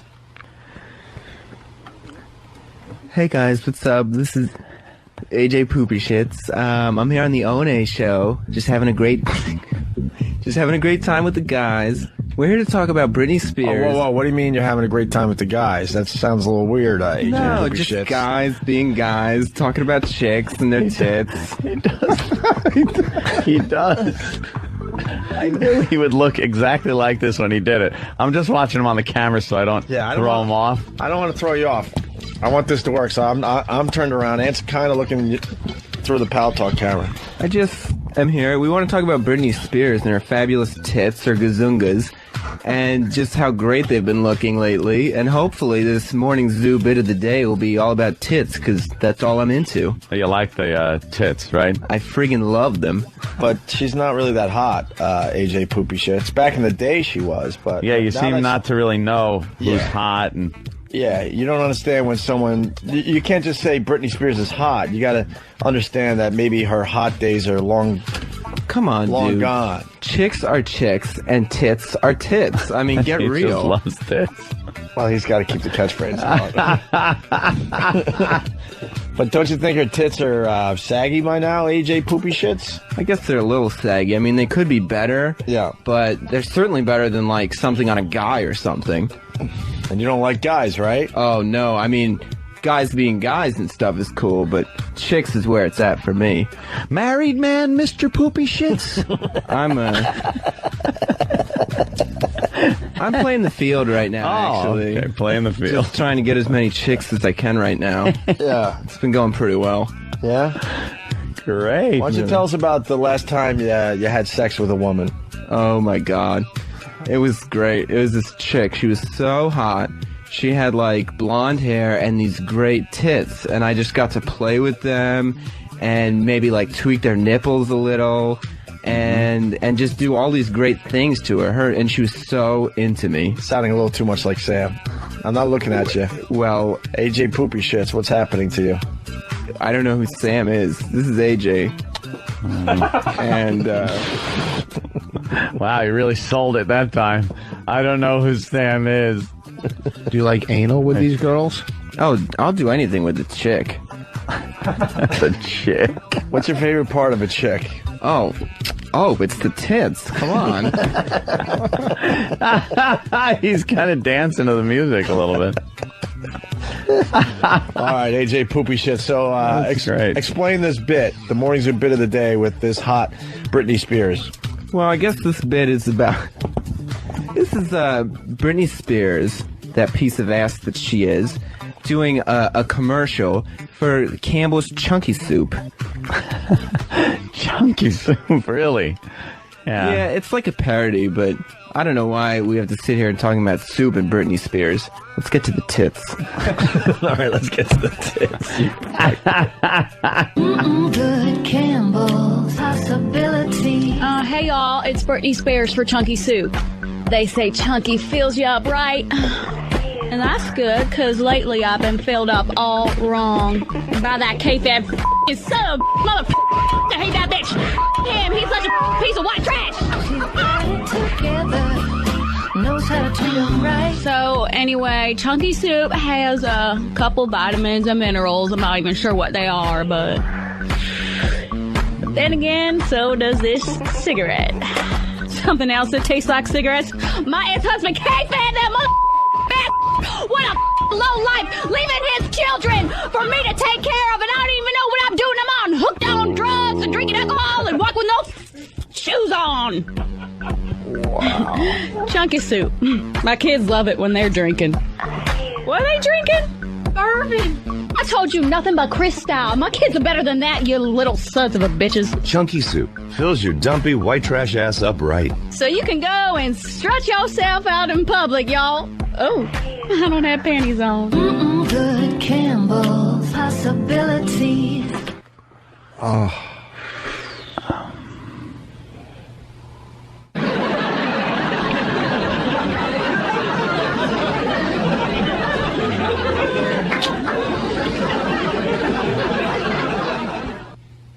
Does anybody remember laughing? Shame, shame, shame, shame on you, goddamn rich cunt! That's terrific. That's terrific. Wow. And that's being played on a lot of stations, huh? Oh, sorry. That's good, huh? Can you dig that? I knew that you could. Yeah, I knew that you could. AJ Poopy Shits, what'd you think of that?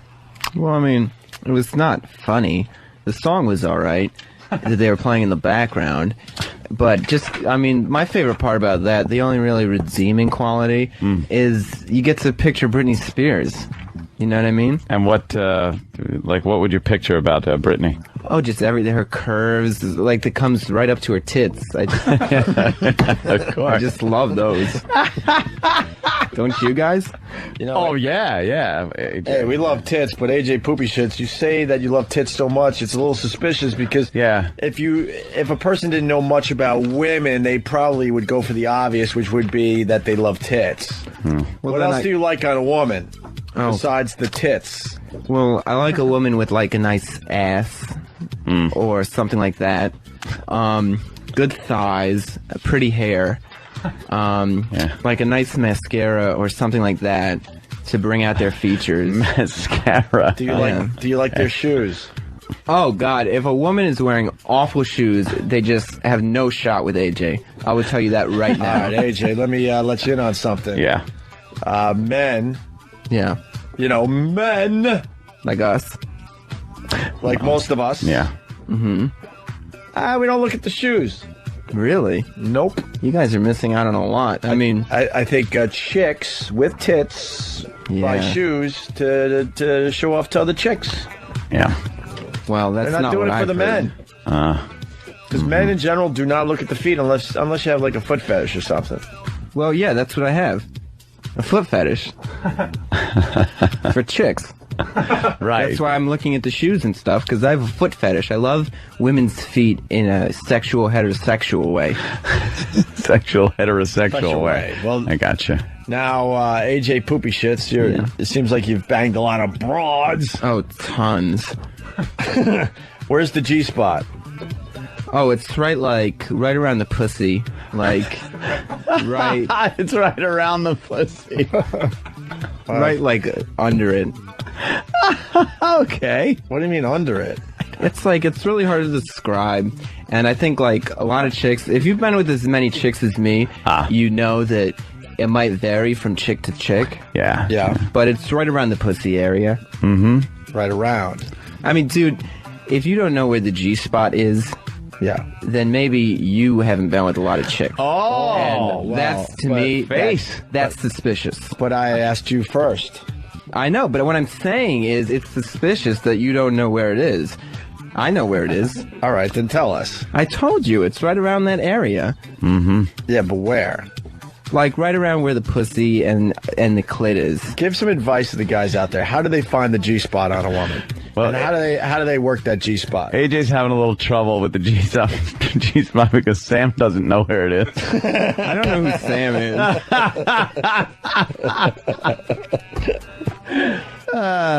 People are saying, including T Plev from Staten Island, that Poopy Shits, you like very large clits.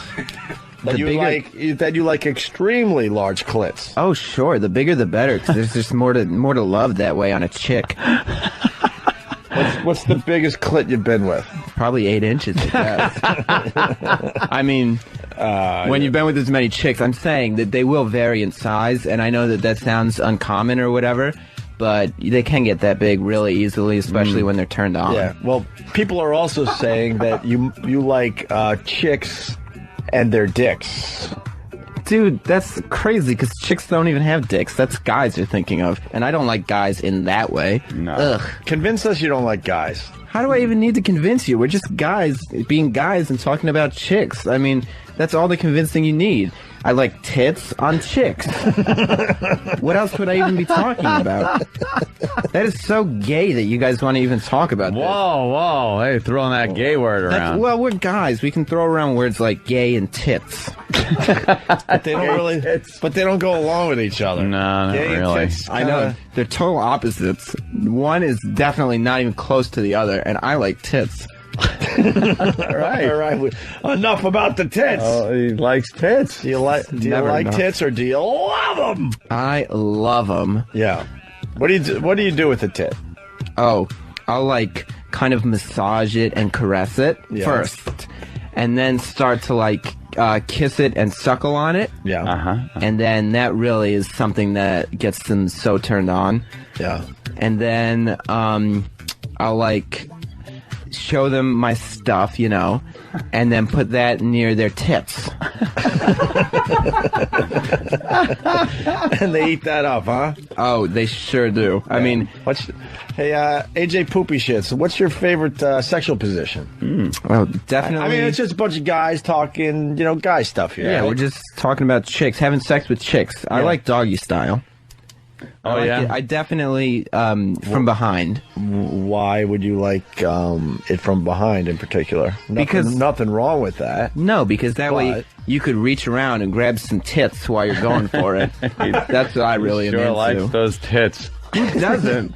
But it also, when you... What guy who doesn't, right? That's what I'm saying, Yeah. except one of those guys. Well, yeah. But, but when you're doing a doggy style, it's also a way to cover up a lot of things that you might find icky. Like what? Like tits? I love them. Tits, pussy. No, I grab all that stuff when I'm doing a doggy style. I just reach around and grab all that stuff. You just grab all of it. All of it. I just love it. Yeah? All the chick stuff. Just the chick stuff, right? Your voice, I gotta tell you, sounds a little effeminate. Yeah. What do you mean? Like it sounds like a feminine voice. Like if you were a guy that was feminine, you would talk like that. But dude, let me tell you this: if you can trick a chick into thinking that you're sensitive or something like that, not that I am. But if they think you are, they will let you see their tits so much easier. Really? It's the best. That's all it takes, huh?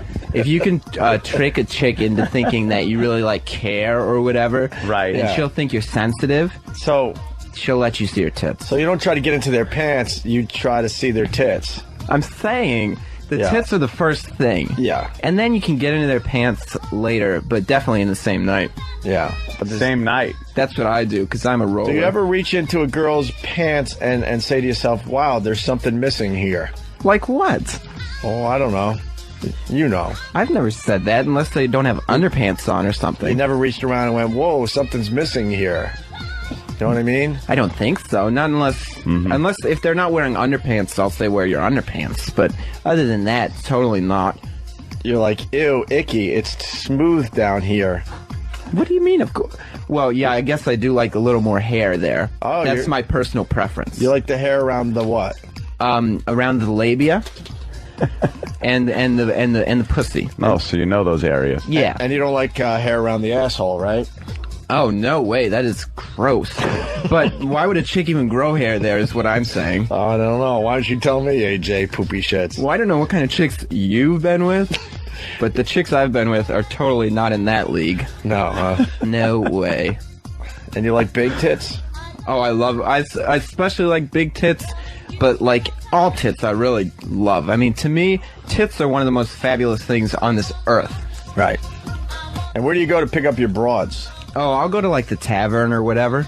The tavern? Yeah, you know. Tavern? Like a sports bar? Yeah, sports bar. I'll go to ESPN Zone. Yeah. Because you like sports because you're a man's man, right? Yeah, any sports, beer, and tits. Totally. You are reading my mind. Boy, I'm with you, AJ. Mind. I like a place that has like lots of different types of beers. Yeah. And then lots of different TV screens with different sporting matches on every one. And you like football, right? I love football. What do you like about football? Oh, just the guys passing around the pigskin like a couple of men do. Yeah. Yeah, I mean, just because they're just guys being guys, and plus you get to see all the chicks that are so into them, which is good. Are you a fan of the wide receivers or the tight ends? I guess I prefer the tight ends as far as football players go. That old gag. That old gag indeed. What do you guys mean? You don't know the first thing about football. We've talked to someone that sort of sounds like you about football, and that person didn't know shit about it. Well, and if we're going to be guys just hanging around talking about football and tits, you should know a little more about football. This is my first appearance on this show, and I know football and I know tits. All right, how many yards does it take for a first down in football? Oh, I don't pay attention to all that mumbo-jumbo technical stuff. Leave that for the bookworms, you know what I mean? Well, what do you like about football, then? Just to get to see... one thing that I like about football... Yeah. ...is the friggin' cheerleaders. Yeah? And they have short skirts on, and the only thing better than their pom-poms is their tits. And sometimes if I'm just hanging out with the guys, I'll say, check out the pom-poms on her, if you know what I mean. And you mean by pom-poms, of course, you I mean, I'm talking about tits. Right. It's just like a jokey thing we do. Yeah. Yeah. Some people are saying he's at his best. He what? He what? Brett. What? Saying Rich is at his best right now. Oh, I know. Wow. What time is it? What? Shouldn't we be wrapping this up? Damn. I mean, how long was he going to do that thing for? The tit thing. Wasn't that going for a while?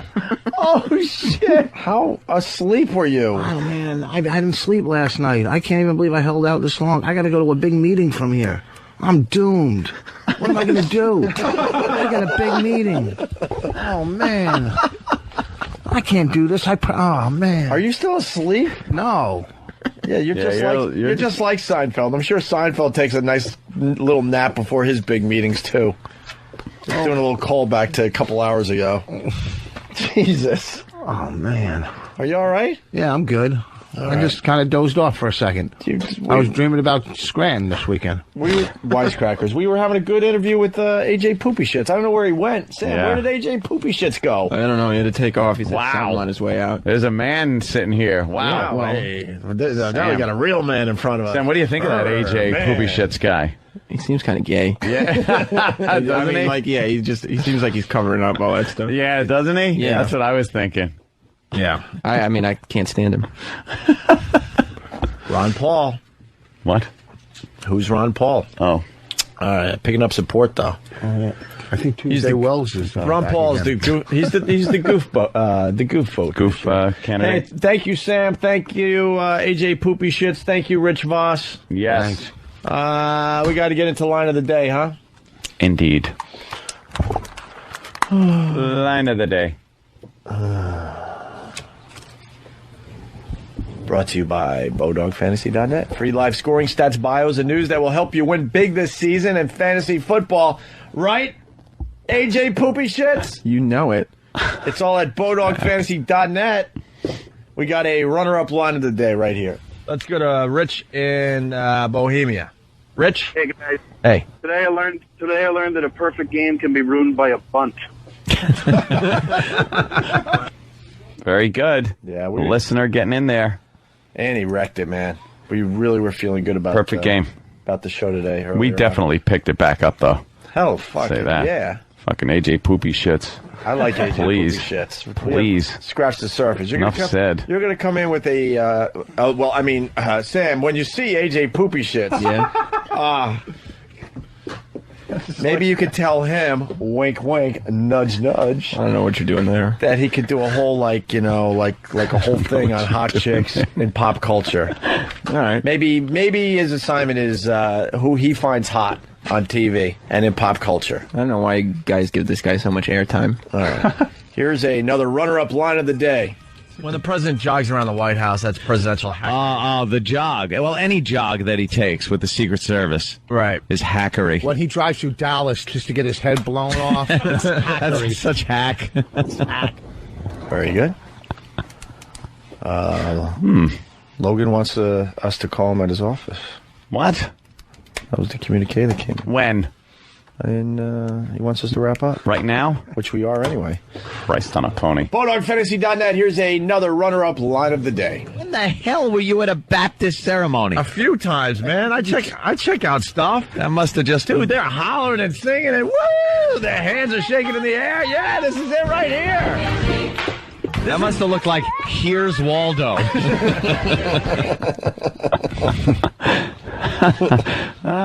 at that. That's the runner-up. Is that all the runner-ups? Yes. Gee, I wonder what line of the day is going to be.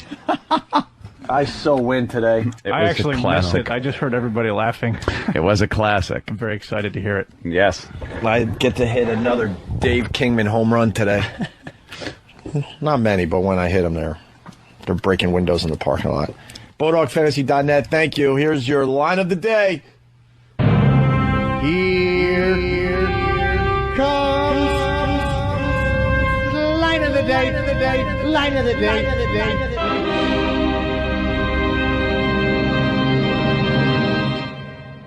I just love when people throw this out, like people that were alive like hundreds of years ago, and it's like, wait a minute. How do you know? He certainly wasn't a practicing homo because he spent, 10 years on his back? Yeah. Now at some point, you got to roll over. If he was a homo, he would have painted the floor.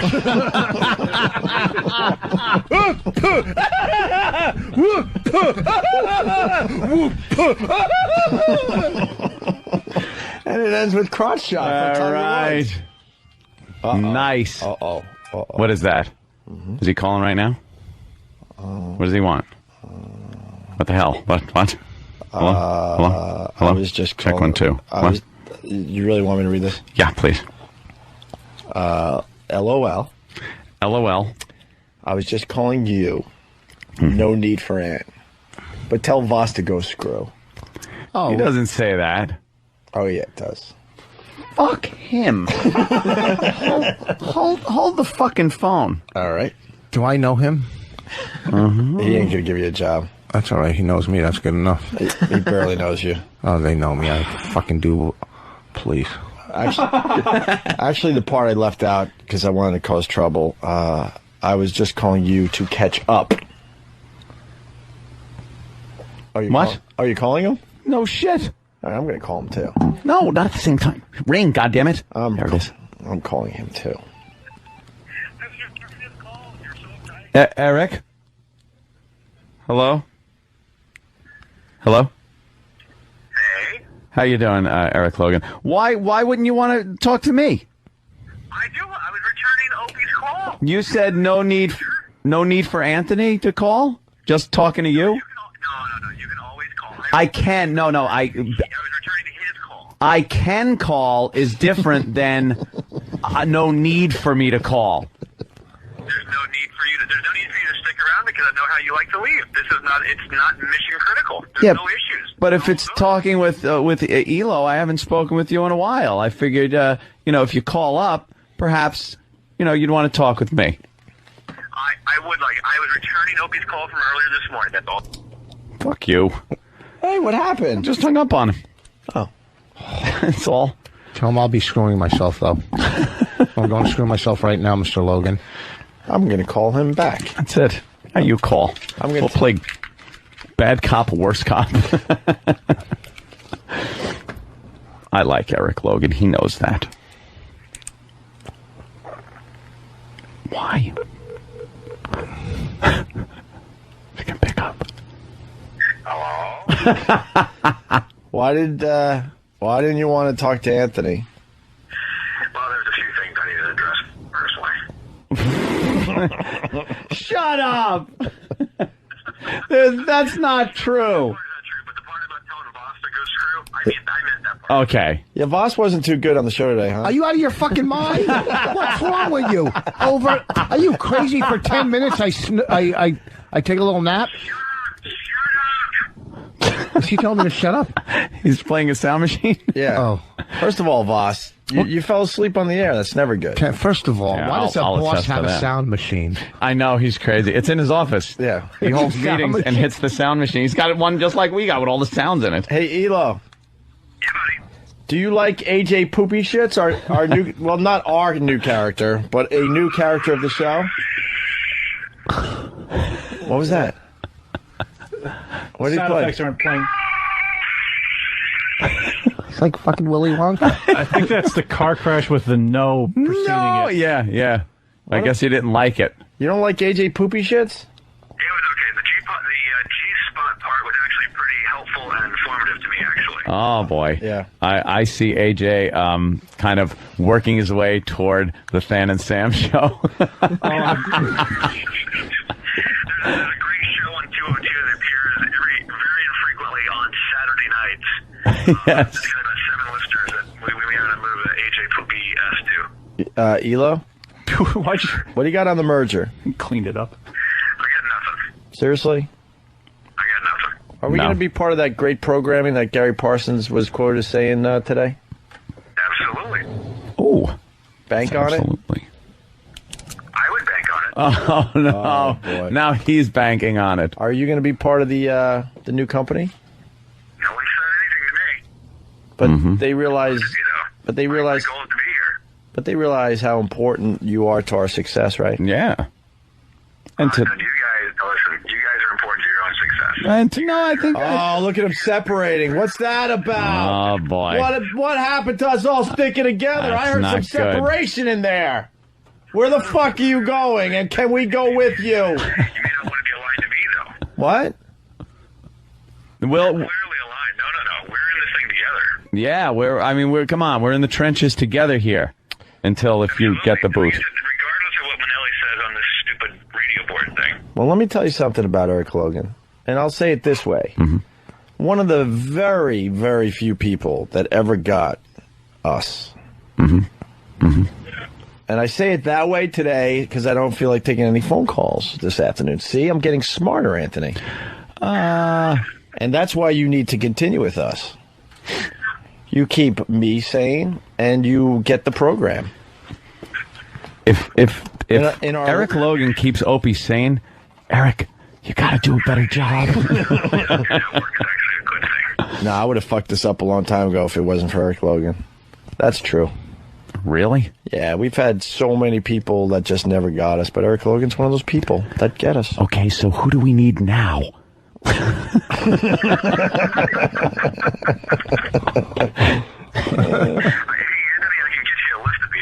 Yeah. All right, Eric, you continue the show. We got to pack up. So the cell phone is on the mic. He's just laying the cell phone on the microphone. All these like satellites and stuff, but all right. It's just coming through a cell phone on the mic. Look, everyone say hi to the Eric. Uh-oh. Eric, you still there? You still there? Okay, I'm propping my cell phone on the mic. That represents you. Ladies and gentlemen, the Eric Logan Show. We'll see you guys tomorrow. All right. I would like to, first of all, let all of our fans know that we've got some terrific programming over on this great new channel called XMX. It's really cool. Today we got Bob Dylan in the Theme Time Radio Hour where he talks, and then on Channel 3 we translate what Bob Dylan says. All right. This weekend we've got some exciting college football with the Big 12 championship, the SEC, and another championship game. We got that. Let's see. We have that home plate thing happening with baseball, where the Yankees are going to get Johan Santana. We're following that trade information. Christmas channel. And don't ever forget that yesterday was the exciting premiere of the Commissioner Bettman show on home ice, where it was fantastic. The first time ever a Major League Commissioner was Major League Commissioner did a show, which was very exciting. That's on home ice for those of you who are of the hockey kind. That's 204. There's a great new studio over there that we ought to think about having the boys go over and do a show, so long as Rich Voss doesn't show up. We also have some great country channels, and we have the Grand Ole Opry that was on last night. It's fantastic. I think that's it. Let's see, what time is it? It's 10:59, so I got another minute to kill. Another 200 channels here. What else do we got? I'm with Don Wicklund, who's in my office right now. He's actually massaging my feet, which feels quite good. How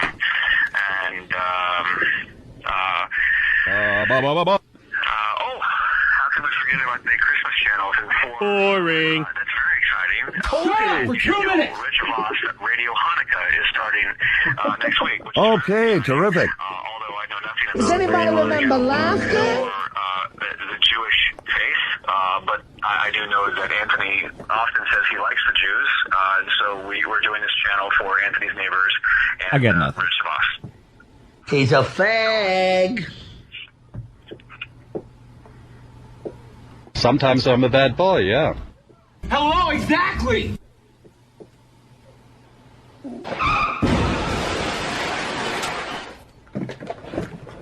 You folks fell on your face. You get an F- in my book.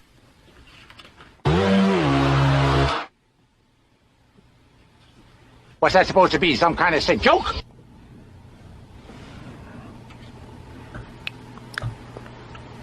Win cakes for nothing!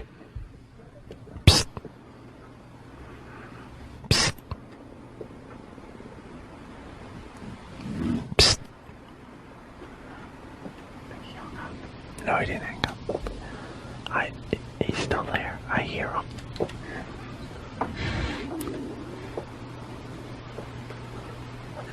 If you listen real closely, you can hear cocksucking going on.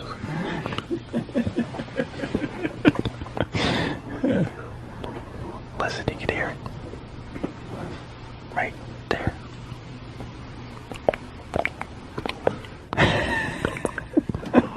Did he hear it?